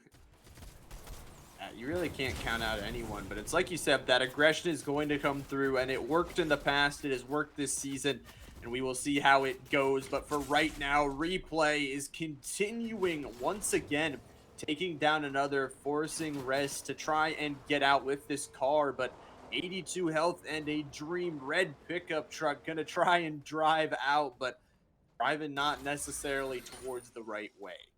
Yeah, they're heading, right towards the little areas. You see Shutter off in the distance. You got to be careful. If this team sees you, they're going to key you as Jax Vader and Foster are continuing to get in. Continue to walk on in. Hera are going to have to try and blimp out. Actually take some high ground. They be able to take some shots on this team on the low ground. Spooky, Shutter, and Squad are there waiting. Try and maybe catch that player off. But OHVA is around. Jax Vader killing Oreo Potato there in a nice entry frag. And Hera's just going to be watching all of this from a nice little spot in the air. Yeah, they're just going to be looking down on everyone, trying to say, hey, there's no reason for us to fight this at all. No reason for us to fight this, but some nice shots going to rain down here from Hera. See what they can do as Jack's going to be on that low ground, trying to fire back. You got to be careful. You see those sniper bullets just whizzing by, giving you a little bit of a haircut. Yep. They're just going to say, hey, we got to hit these shots. But they're just missing. Herrera, you got to hit these shots if you want to try to clutch up a situation like this as a solo. Only have to. Hera gonna actually leave here. Looks like a Spooky Shutter had jumped up also. Shots are going to connect onto Hera, taking them down to just 68 shield, and now having to jump down in this blimp. The best scenario, and trying to maybe catch that wind, but going to go down to the lower level of the blimp, but just 69 health to work with.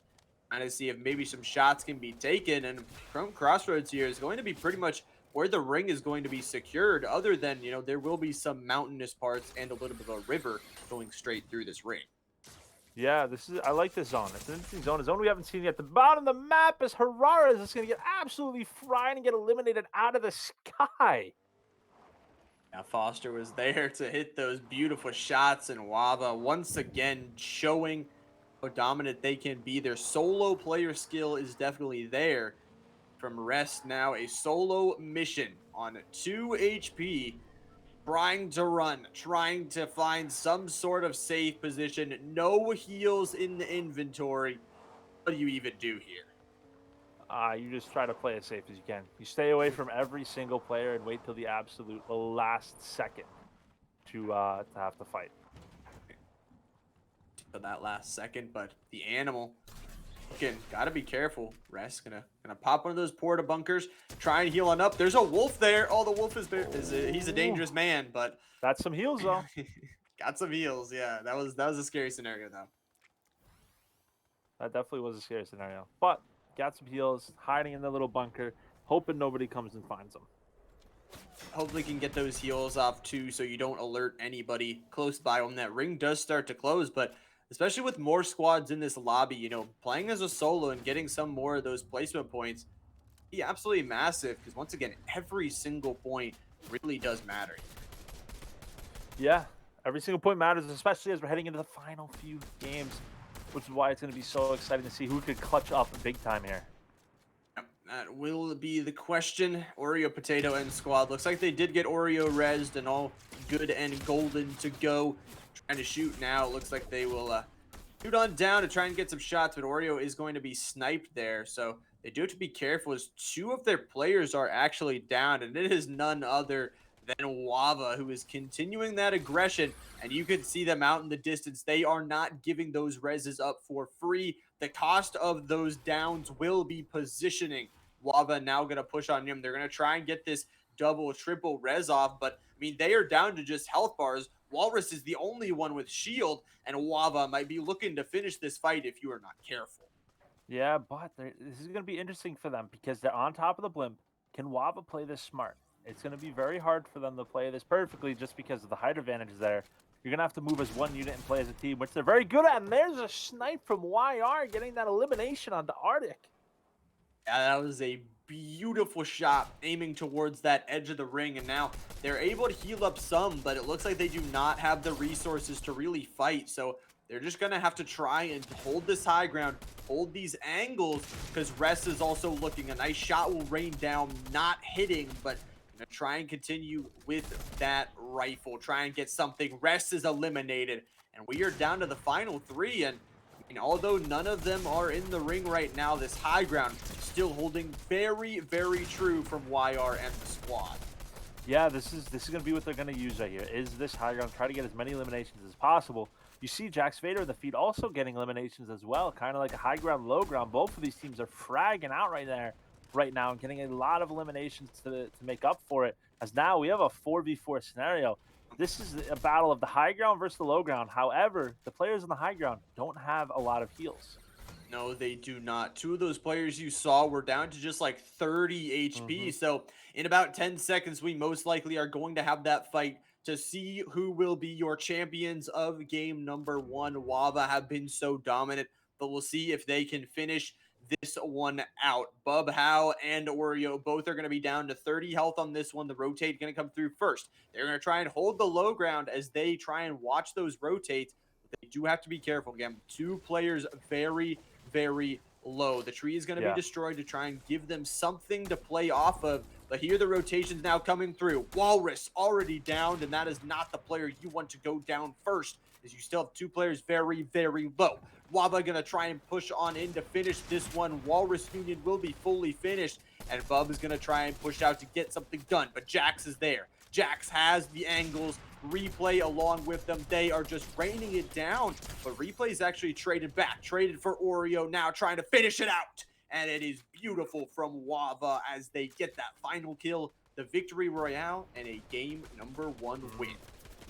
A 19 elimination victory royale as well. Huge game from the team that we expect to do that. Well, guess what? They did it. There's a reason they have so many points, and that's because not only are they getting a lot of victory royales, they're getting a lot of eliminations with it. The most eliminations that we have seen today as well. That was just a huge game. Again, the aggression from that team. And like you said, it's not just like willy-nilly them pushing every single thing. It's literally them moving as a unit. Their IGL pushing them towards specific fights, specific positioning. And although that team had the ring first, there was really no cover. There was a couple of trees, a couple maybe hills to play with, but it was that choice that if they rotated in late, they were going to be shot out of the sky. So they had to rotate that first. Smart from OHVA, play as a team, eliminate them one by one, play it by the books, and take that victory royale. Yeah, huge game number 1 from that team right there, clutching up with a lot of elimination in the victory royale. We're gonna head to a short break, but hey, don't go anywhere.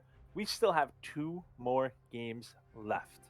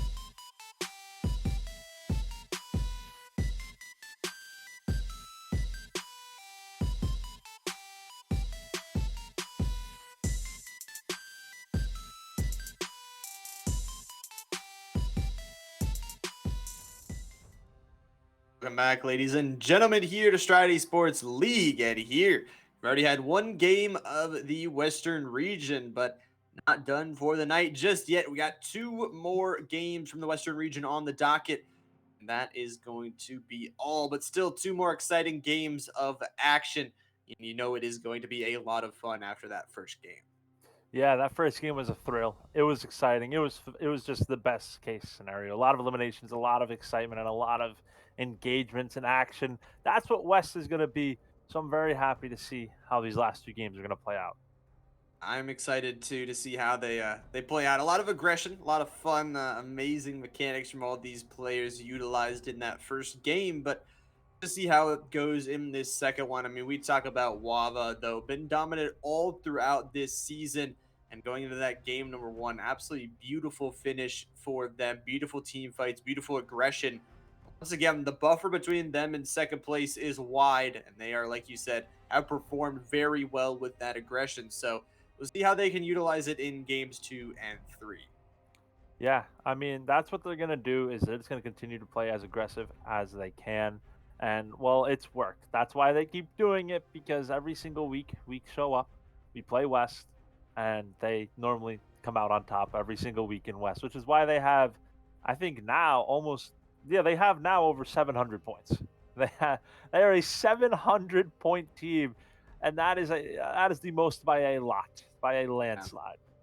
That is just incomprehensible to me. Just how many Yeah. points they have gotten over 8 weeks of gameplay. I mean, just been the most consistent team, the most aggressive team, the best team at team fighting. But with these final two games, we'll see what they can do, see if they can continue that, because a lot of these other teams, although they might not have the points to show for it, are really, really good. So, as it goes on to playoffs, as we will see this team again in that first place position, we'll see if any of these other teams can bounce back or bring something new or try something new at least to make themselves get some more points. Yeah, it doesn't really matter how good you do in the season because the playoffs is, of course, what ends up mattering. It is the big thing, and we'll find out how those playoffs go in a little bit, but game number 2 is coming right at you, and we'll see again. We saw some contests in that game number 1. It's going to be important again. With only just 3 games here tonight, you do not want to lose a contest over and over again. So we'll see if any of those players do decide to, maybe change locations and go somewhere else. Yeah, I mean, it's going to come down to who has the best scenarios. We see only looks like only really one team is going to that left side of the map right now. 20 players up in this lobby. I'm excited to see who's going to fight first as we have all these players going to different areas of the map. All of them going to different places, but will eventually converge on the middle ring when it does start to close. But there is your champions of game number 1, OHVA, the team that is looking to repeat their success after last game. But right now they're just going to be flying on and seeing if they can find some pretty decent loot as they can look back and see their teammates fall along with them. Yeah, no, this is what they do. This is the strategy that they've been doing. They have all of these reality saplings, these reality trees on the ground over here. And what this is going to do every single game is we're about to see it live right now. Well, they're going to get a mythic weapon every single game. That's why they Yeah. land here, because these mythic weaponry are the best for a reason. Mythic weaponry for them, and getting those weapons early on means they don't have to spend a lot of time looting. If they want, they can just go on, push forward, and take out another team, because I mean, you have those weapons, other places aren't going to have those guaranteed weapons, and you have an automatic step up on all these other teams in the lobby. Yep, no, that's what it's going to be, is having that step up and really coming out on top. Like Jax Vader, this loadout is already the best loadout you can have. A mythic hammer, a legendary prime shotgun, 6 shockwaves, 2 porta bunkers, and 6 flashes within a minute of landing. Has the best loadout in the game. Exactly, just perfect loot already ready to go. And I mean, that just speaks to their positioning and them deciding which position they want on the map. They've clearly chosen a really nice location that can get them Yep. fully looted up and ready to go. Yeah, no, that's why they've been landing here for so long. They have the best loadout that you could probably have, and well, so does Pro PK having that Mythic Hammer AR as well. These teams are looting, trying to figure out what they can do to have the best loot that they can have. Mythic weapons coming in clutch as they will grab that one out of the tree. A nice little deal. A tree that spits out mythic weapons is a very, very useful. So we'll see how they do utilize it, though. 5 squads, 19 alive right now in this game, number 2. And the ring right now is right on the edge here of this little beach, nice little beach vacation for a Munchkin and the team. Yep, Munchkin and them getting some good loot before heading on in. Going to be a great team and a great loadout for them as well, as now they're just going to figure out what they got to do to get the best loot that they can have. Absolutely going to be important, especially if OHVA runs up on you. Definitely do not want to do not want to be unprepared. So they'll plant those trees, make sure they are there for that next game. But see what they can do with this loot right now. Some nice mythic weaponry along with those chug splashes, like you mentioned. A pretty god tier loadout already. Yeah, they have some of the best loadouts you can have, and look at that. There it is. There's Jax Vader and them already going to Tilted to fight who they can. But Jolteon, Mizen, Fernie, and Tonka already getting out of there saying, hey, there's a chance someone could come key us. Let's get out of here, or let's just key some players themselves. Make sure they get out safely. Falling, I believe, is the first team to fall last time. They want to make up some points or continue that second place finish. I mean, do not want to open the door for anyone to jump ahead of them. So make sure they get a clean rotate out here with this car. Hopefully get all 4 players on out. And we'll be able to get at least 3 in that car. And Jolteon is going to fly forward. So should be okay for now. Be able to pick up that final player and get a nice rotate off. And that's what they need. Again, 5 squads left alive in this one. Definitely want to find your place in ring sooner rather than later. Yeah, no, you're right. You said it perfectly. Sooner rather than later, the positioning is what matters. And of course, that's what they're going to have. We have them driving in. We have a player on a hog as well. Interesting. They're kind of actually, well, going the opposite way of zone right now. Now they're starting to readjust. I think they were looking for a team, and they might have found that team. Yes, they have. You're already getting shots off on the team on top of the blimp. They're going to take some shots on the team that owns the high ground right now, but we'll see what they can do to follow because, like we said, if you do not have any cover up on that blimp, so some shots here from the ELVT team. We're trying to take them down as, again, that goo launcher is going to try and destroy those trees, destroy that cover that they have, and put down some lava, that is going to burn them if they do step in it. But it looks like Fernie might be going up to the top, just going to try and distract them. If you can be that nuisance, if you can be the thorn in the side to let your full team rotate up, it can be really helpful, but you also don't want to get shot out of the sky. Yeah, they don't want to get shot out of the sky, which is why you kind of see these players sort of just slowly hiding underneath and then eventually dipping out of there because there's no reason to take that type of fight. It's a little too dangerous this early on. It's trying to get some big placement points in these last 2 games. Big placement points is what you want, but just going to dip away from that fight and try and get themselves on into that ring. Game number 2, though, here, looking better for ELVT so far is, again, real good loot, really good setup. Just need to find a way into ring without really, tampering with that anger of that balloon team because, they're going to look towards you. That car gets a little bit janky there for a second, but they'll be able to rotate into Heralds here, hopefully pretty free, but that balloon team is very relentless with how they are looking at them.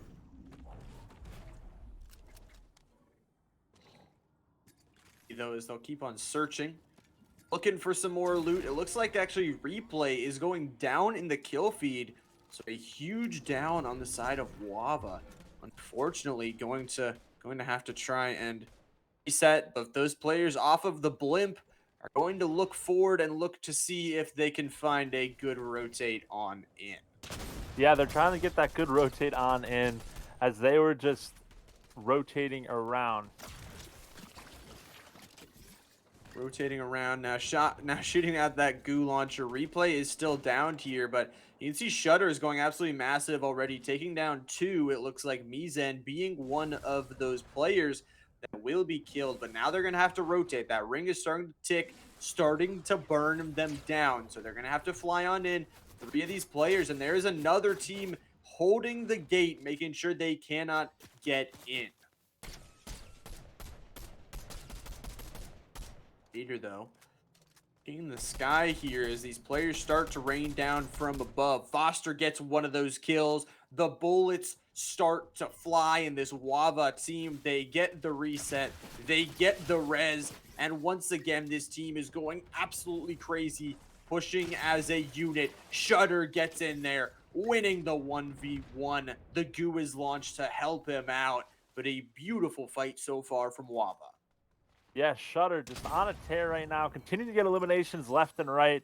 And now they're going to continue to just rotate through here, trying to find their next victim and trying to see who they can aggress onto next. Trying to find their next victim. You see that ring.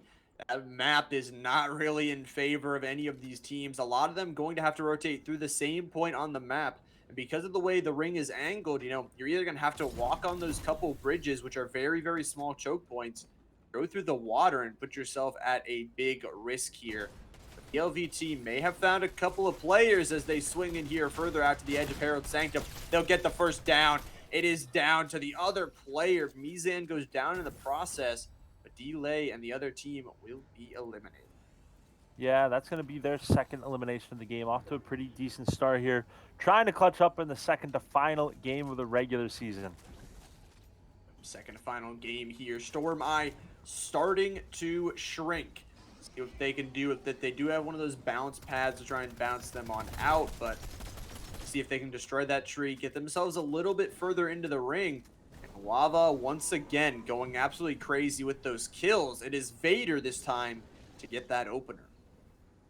Yeah, that's going to be huge. As Foster getting elimination of the Feet Bingus, getting the first elimination of this engagement. Rotating on in as Tonka Truck is going to get hit for a lot of damage, trying to glide on in, trying to see what they can do to pretty much reassess their situation. And they got to hit the ground and get back together. They got to regroup.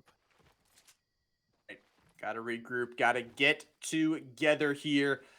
Try and set something up here. Tonka Truck and the ELVT team going to try and get reset and get into this ring as they see another player flying on in. Make sure OHVA doesn't get that free rotation, but be destroying these upper parts of the building once again, getting that nice juicy chest. 2 guns in that one, and possibly what you want here for Jolteon. Some real good loot. The question is, what can they do with it? Once again, all of these teams have to rotate mostly into the same part of the ring, and Tonka gets sniped by Foster. Yeah, Tonka gets sniped by Foster. A huge shot from Foster as Jolteon and them are trying to get back together. They got to play as a unit because, as you see up ahead, this team, the PogChamp team, is going to make sure that they don't get into zone. As you see them already trying to get some shots off on them. Already trying to get those off and to get reset. It is going down here as this ring starts to close. I mean, we're talking about ring 3 coming up, and Replay is just driving on in. You see that bubble on top of the car protecting Shutter, excuse me, for the moment. But Mizan's going to do some damage, and Shutter's going to be taking a lot of damage. Once again, the Dome Shield will protect for just a little bit of time, but Shutter now in possibly a fight as Foster gets that first kill onto Jolteon. Mizan's got some good shots here on Shutter, but Shutter is just going to drive forward. Doesn't care that the car is on fire. I get some splashes onto it. They got 2 in the car here, Replay and Shutter, as they push on forward to try and get rid of Mizan, but Mizan is also going to grab the car. Yep, they're going to grab a car and just head on in as they're trying to chase Mizan here. Mizan getting hit for a lot of damage, trying to clutch up, but Mizan's going to get knocked, but did a lot of damage to Foster there as well. They're just flipping cars here. They do not care, but a good kill on Mizan will mean a good fight there for OHVA, as they will try and reset now. 4 squads left. This ring is pulling very far towards the north.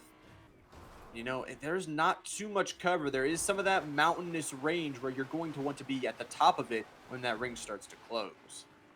Yep, they're just going to have to say, hey, where can we get the positioning? Because there's literally only 1 player in zone right now. Every other player is just off in the distance. A lot of players at Shiny Sound, though. One thing you got to note about this OHVA squad, we always talk about how they play as a unit.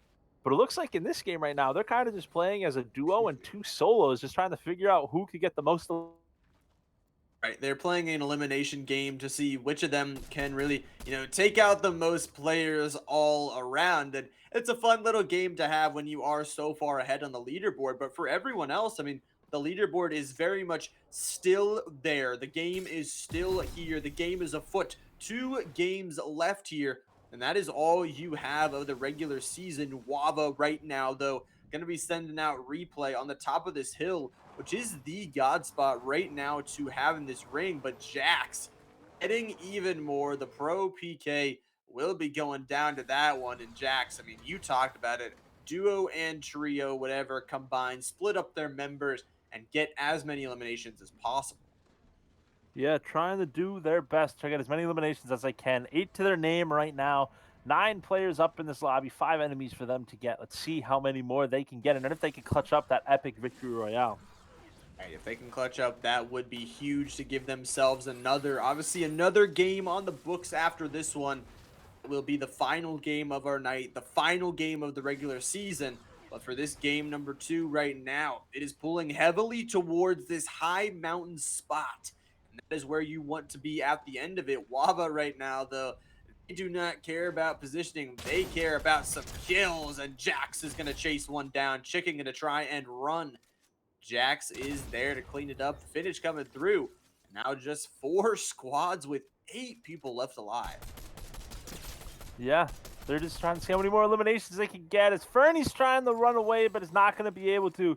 As now it's a 4v2 v1. The Foster already sweeping, kind of signifying that they're trying to sweep this week. Getting 3 victory royales, have 1 right now, and from the looks of it, soon to be another one. Yeah, looking like soon to be another one here for this OHVA team. It's another beautiful game from them, and unless something crazy does happen, this duo or this solo, if they pop off, could happen. But I mean, you talked about eliminations are the name of their game. 5 for Foster, 3 for Jax, 2 for Shutter, all combined for 10. It's beautiful, and now they're going to push for even more. I mean, this looks like the end of the game for them. Clam Bucket going to try and run, play that defense, try and stay alive as long as possible to get those placement points. But Clam is going to be stuck behind a boulder, and that boulder will roll them over, just like OHVA has been rolling over this lobby here tonight. And just 2 players stand between them and that victory royale. Yeah, 4v2 right now. From the looks of it, there's actually 1 player hiding in the cornfield right now, if I had to guess. I think that's Munchkin right now, hiding in that cornfield. I don't know where the other duo is, though, because we know there's 2 players left, and those 2 players are actually 1 singular duo. Wow. Wow. I'm actually speechless. This is probably the greatest hiding spot of all time. Hiding out here in the cave, chilling out, and seeing what they can do, because it looks like Arctic and Munchkin going to be the only 2 players of this team left alive, and that ring is starting to close, and OHVA is going to be waiting for you on the other side. Arctic's going to try and take some of that high ground away from OHVA, see if they can pull off something spectacular as these final 2 players converge. This game is about to be over. You'd have to assume the final fight is going to come through, but Arctic needs to do some damage to this OHVA squad if they want to stand a chance. Yeah, it's going to be tough, though. It's going to be a very hard feat to try to 2v4 here. The main game plan, though, is to keep your distance because, you know, in a 2v4, if you get too close to everybody, they're just going to, well, all shoot you at once. It's going to be very hard. So you got to keep moving, got to keep your distance, and you got to try to get as many shots in as possible. That is very true, and Arctic is going to most likely have a 1v1 up on that high ground, but the question is, what can you convert it into as Foster laying down the goo? Foster is just goo fighting here, and Munchkin going to get a kill traded out. So now a 1-for-1. It's going to be a 3v1, though, to finish it off. This is Arctic trying to finish this out. Shockwave sends on forward. Arctic, 100 shield in the name here. Getting some shots onto Shutter here. Shutter connects double for that shotgun. The sniper shot rains on in from Jax. And a beautiful fight there from OHVA to secure a back-to-back victory royale. A huge back-to-back victory royale with 13 eliminations. Shutter in that final engagement there just decided to stop shooting the opponent and just started to clap. Interesting strategy from them there. Two games in, 2 victory royales as that team is off to a hot start. A very nice start for them, and that is game 2 done. I mean, we are talking that there is only 1 game left here. in the regular season in today in the Western region. But I mean, it is all Wava all day, all night, and absolutely dominant here. I mean, you talked about it, the aggression and the movement from this team. They were playing so good, they could send multiple players out to different spots and still somehow come back with a dub. Yeah, they're on a hot start right now, doing what they do best, getting a lot of eliminations, doing what they can do to well, just continue their domination. Just week in, week out, that's what they do best. Continuing that domination has been the name of their game. But I mean, that was the second game of three for this Western region. Absolutely beautiful from Wava. The question will be, can they secure a third in a row, the hat trick right before playoffs, the morale booster? I don't know the answer to that one, but I know we will have to wait. After a short break, we will be right back, ladies and gentlemen, with the final game of the regular season. Make sure you stay tuned. We will be right back.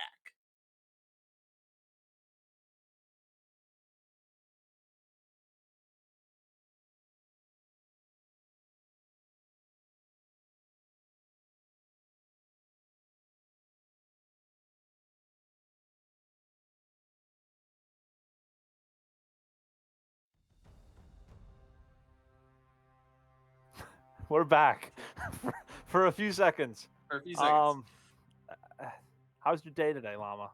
Day's going good. It's been amazing. Gotten to watch all these Fortnite games. Been pretty good. How's your day going? It's going pretty good. Can't complain about having a good day like that and doing what you do best. I mean, hey, Fortnite's fun. Great to watch. I woke up today, started playing Fortnite, got on. Then I was like, oh my gosh, I can't wait to broadcast Fortnite tonight as well. It's fun. I'm excited. But yeah, great day. It's been a great day, and it's going to be a good one to end it out on just such an amazing note. I mean, you talked about it earlier, but I mean, all these players, they've been working so hard for, I mean, summer series up until now, fall series, where it's just been an absolute pleasure of mine to see all these players, their growth throughout this season, to put in all of the work that they have put in. And this final weekend, this final game, it really sucks. It's kind of bittersweet that we do get to go into playoffs. We do get to see that amazing action, but it brings to the end such an amazing regular season for all these players. Yeah, that's what it's all coming down to is just practice leading up to it right now. As we're going to head to a quick break, but don't go anywhere. We'll be back for the final game of the regular season.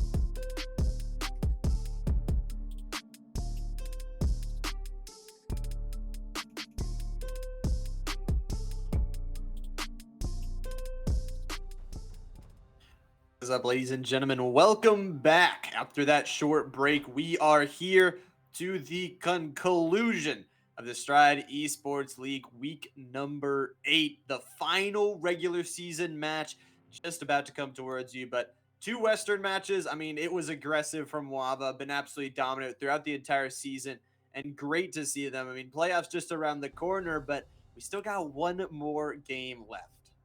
Yeah, one more game left. It's kind of crazy to think about. Like, we are 8 weeks in, so many games, so many different regions. It's just so much to process. Theoretically, we have a watch. I'm going to do some quick mental math. Let's see if I can do this. 71 games of Fortnite so far in the regular season. One more left to go for 72 games. A large regular season for all these teams, and beautiful from them to just stick it out. Play and improve is what they want to do, and it is sad to see, like you said, this regular season come to an end, but we got an even greater playoffs around the corner. But we can't go to the playoffs just yet. This final game, once again, still an opportunity to shake up the leaderboard a little bit, other than that first place OHVA team been very, very dominant. Their aggression and their team play has really been there, but obviously, this last game is definitely momentum. You talked about it, that if you win this game or do really well in this final game, you can carry that momentum, that really good moral, and that really good team play into the playoffs. Yeah, I mean, that's what it's going to come down to is just, who could clutch up, who could get that momentum heading into the playoffs, because that's what it really comes down to is momentum. If you can have the most momentum and carry, that can really carry you and give you a lot of motivation and give you a lot of just like, it'll just help you out a lot, pretty much. That's what it comes down to is it'll just help you be able to clutch up and play out of your mind is what it's going to come down to in the playoffs, because that's what really counts. It really does. And again, playoffs, like you said, it's really the only thing that does matter. It's what people will remember you for. So that will be very interesting to see, and it's going to be a fantastic, fantastic playoffs. But I am excited. I've been saying it all day that it has been such a good day of games, but I am ready for this last one. I am ready and waiting to see the more aggression and just see these players pop off once again. Yeah, that's what it's going to come down to is seeing who can pop off and who can clutch up as we're just getting a few things ironed out behind the scenes. But any minute now, we'll be heading into the game. Just had a few little technical difficulties, but it happens every now and then. But don't worry, very soon we'll be heading into the next game, the final game. Like, that's just kind of crazy to think about. We have had 71 games so far, and this is the 72nd game of the regular season. It kind of feels like it's a whole family here, just everyone watching the same thing every week, week in, week out.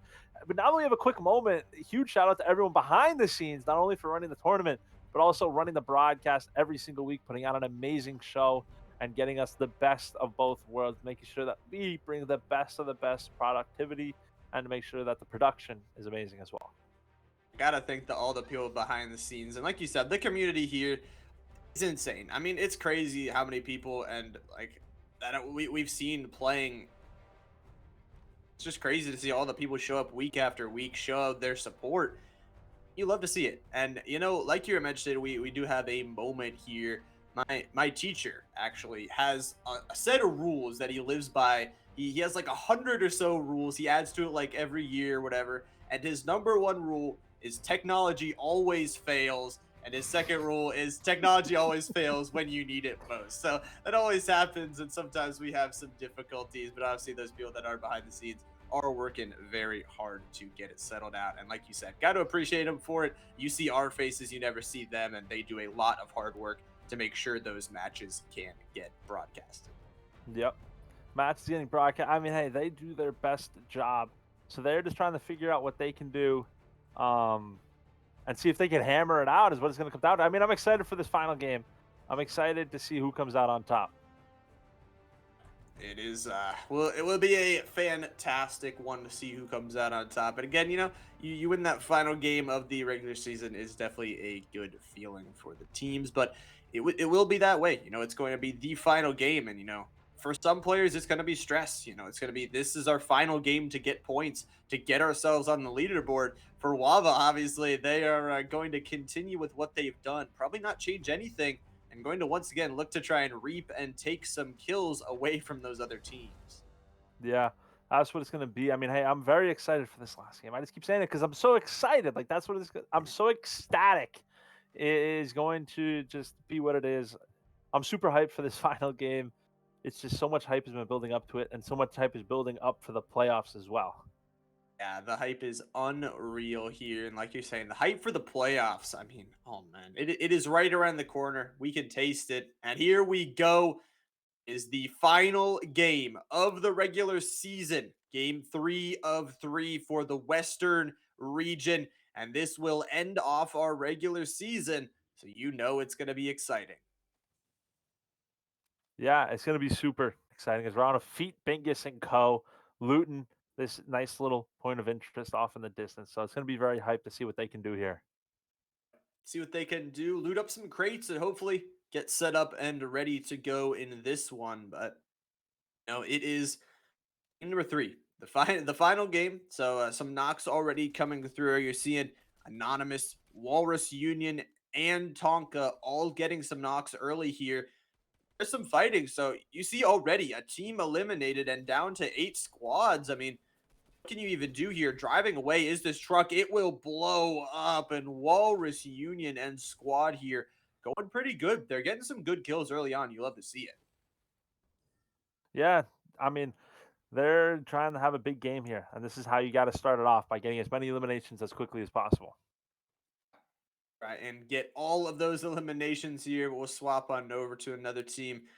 Some players down, but hopefully trying to bounce back, reset, and get on in. As this ring one already starts to, starts to slowly close on in, and enemy team will be fully finished off. And it is ELVT who have looked to try and eliminate them because we talked about ELVT. They've been pretty consistent throughout the whole season, and right now sitting at a second place finish.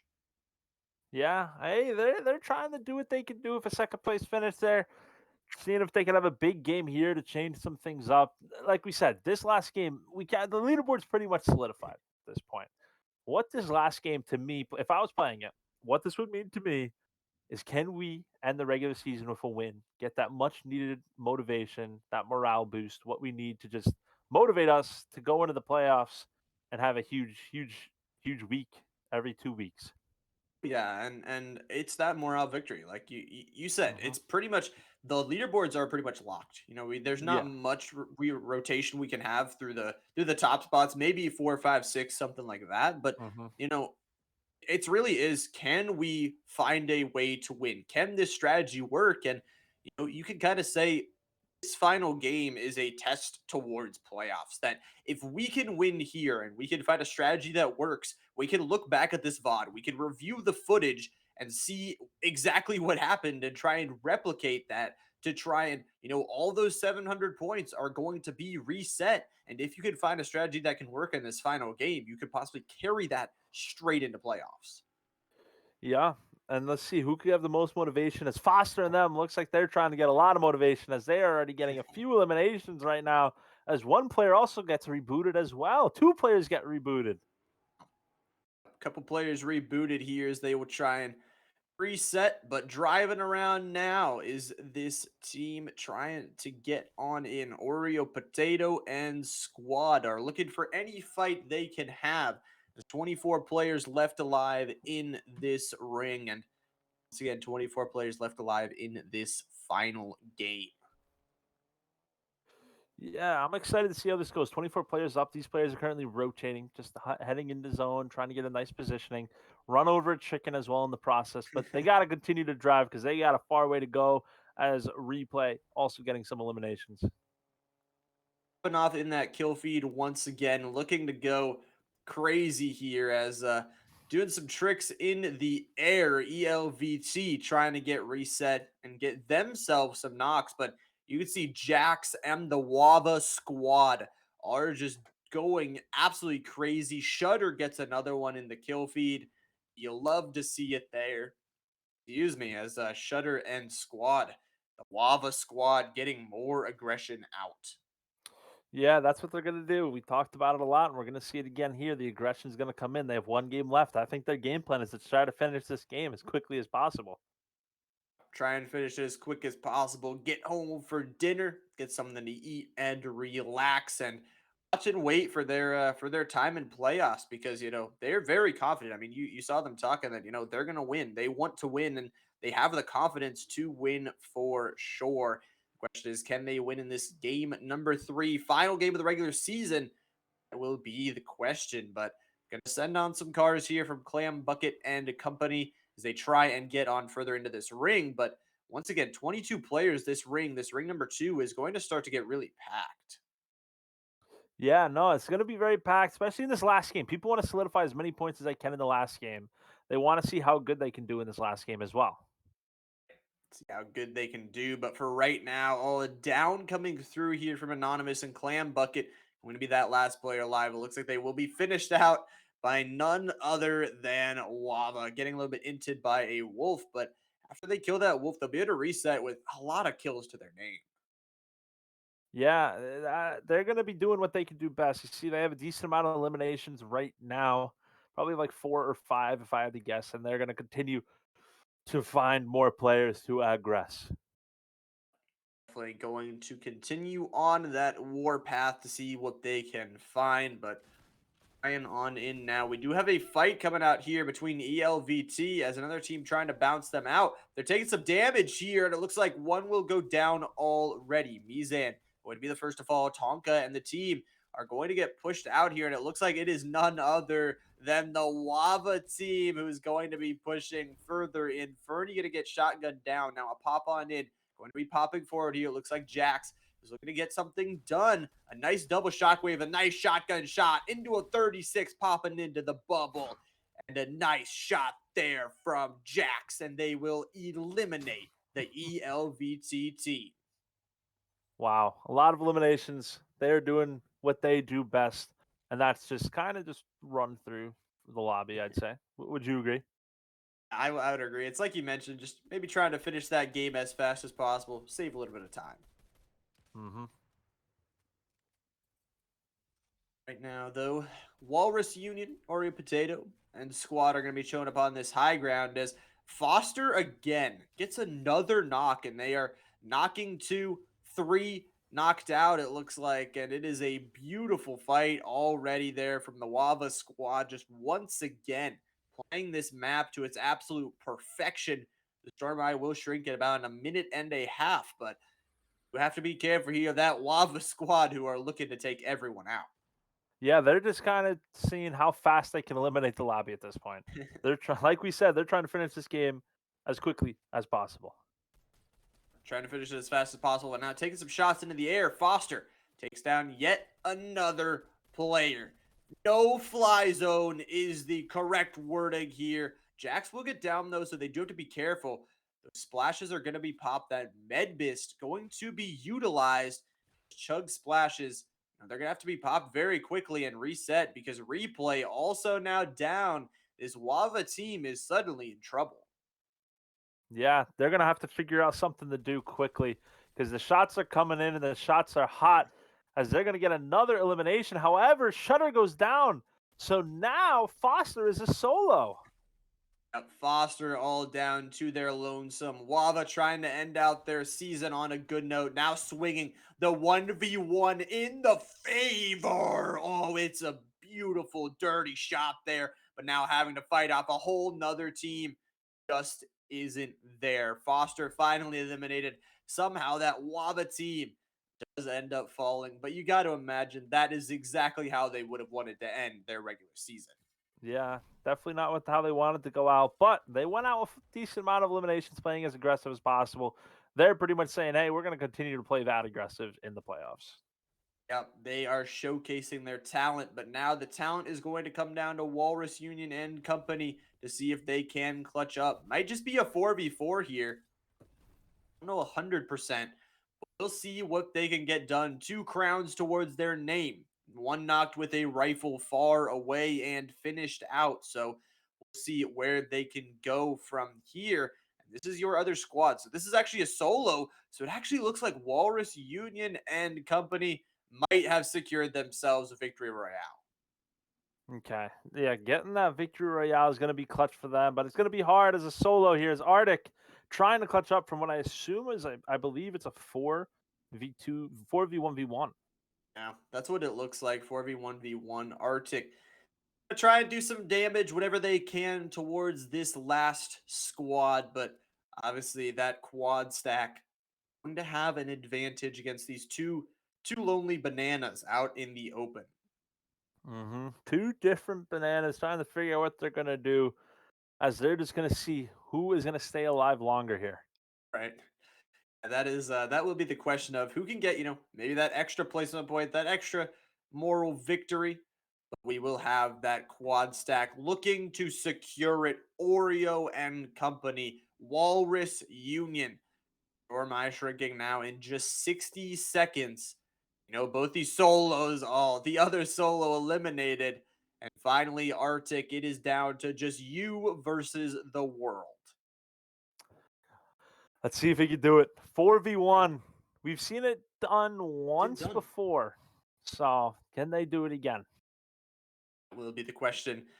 Arctic a possibility, but right now the only defense that Arctic has is this bush. Not the best, I would say. Bushes do not block bullets, unfortunately. So we will see how it does decide to They're go. looking. Yeah. That's what it's they going are down looking. to. They're just going to see, hey, how fast can we find this last player here?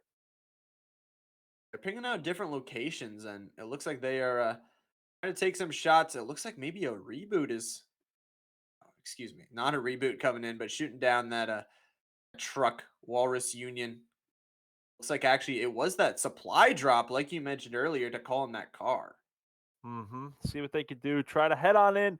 Try to find this last player. Probably just to drive through the bushes. If I had to guess, that's going to be their game plan. Is to just drive through every single bush possible. I think they're heading to the bush with the player. Oh, never mind. Yeah, trying to find this last because player. we don't know which bush Right. is in it. By the way, so we gotta. Is it gonna be this bush? I think it was. Wait, they didn't see the player. Did they? They did. As the player actually impulsed out of there. Look at the player running. Did. Trying to get away. 70 damage done. That's going to be 103. They're trying to get the final elimination of the regular season to get the final victory royale. The player is flying through the air. The shots are coming in.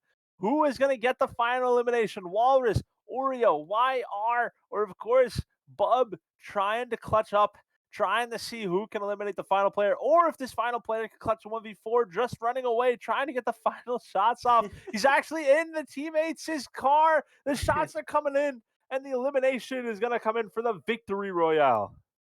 Wow, what a way to end off the regular season. Walrus Union and company. A nice victory royale, you got to say. A nice moral victory for them. Overall, I mean, it's sad to say, but that is the end of the regular season. Week 8 is over after that one, but a good way to end it out. I mean, you got to say those solos playing their heart out, trying to dip, dodge, and get everything they can into the ring.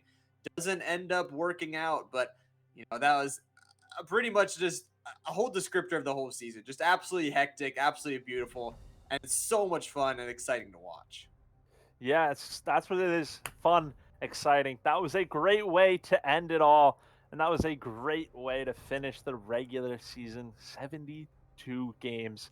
It has been a roller coaster. It has been super fun. And that was just a thrill. And just, what a way to go out as we head into the playoffs. It was a thrill. The end of the regular season, like you were saying, for all the Fortnite players, I mean, that's huge. I mean, a lot of good games for them, a lot of exciting action, but not just talking about Fortnite here at Stride. We have some other things going on this week that I would like to give a little bit talk about before we end it off. Monday, reminder, League of Legends, Tuesday, chess.com, Wednesday, today or the following Wednesdays, Fortnite, Thursdays is Rocket League, and Fridays is Valorant. So make sure to stop by the stream. Again, make sure to pop that follow to make sure you can be notified whenever Stride Esports does go live. And make sure to check out all those other games. And a lot of other games, a lot of fantastic action here tonight from Fortnite. Any other words you have, Edmund?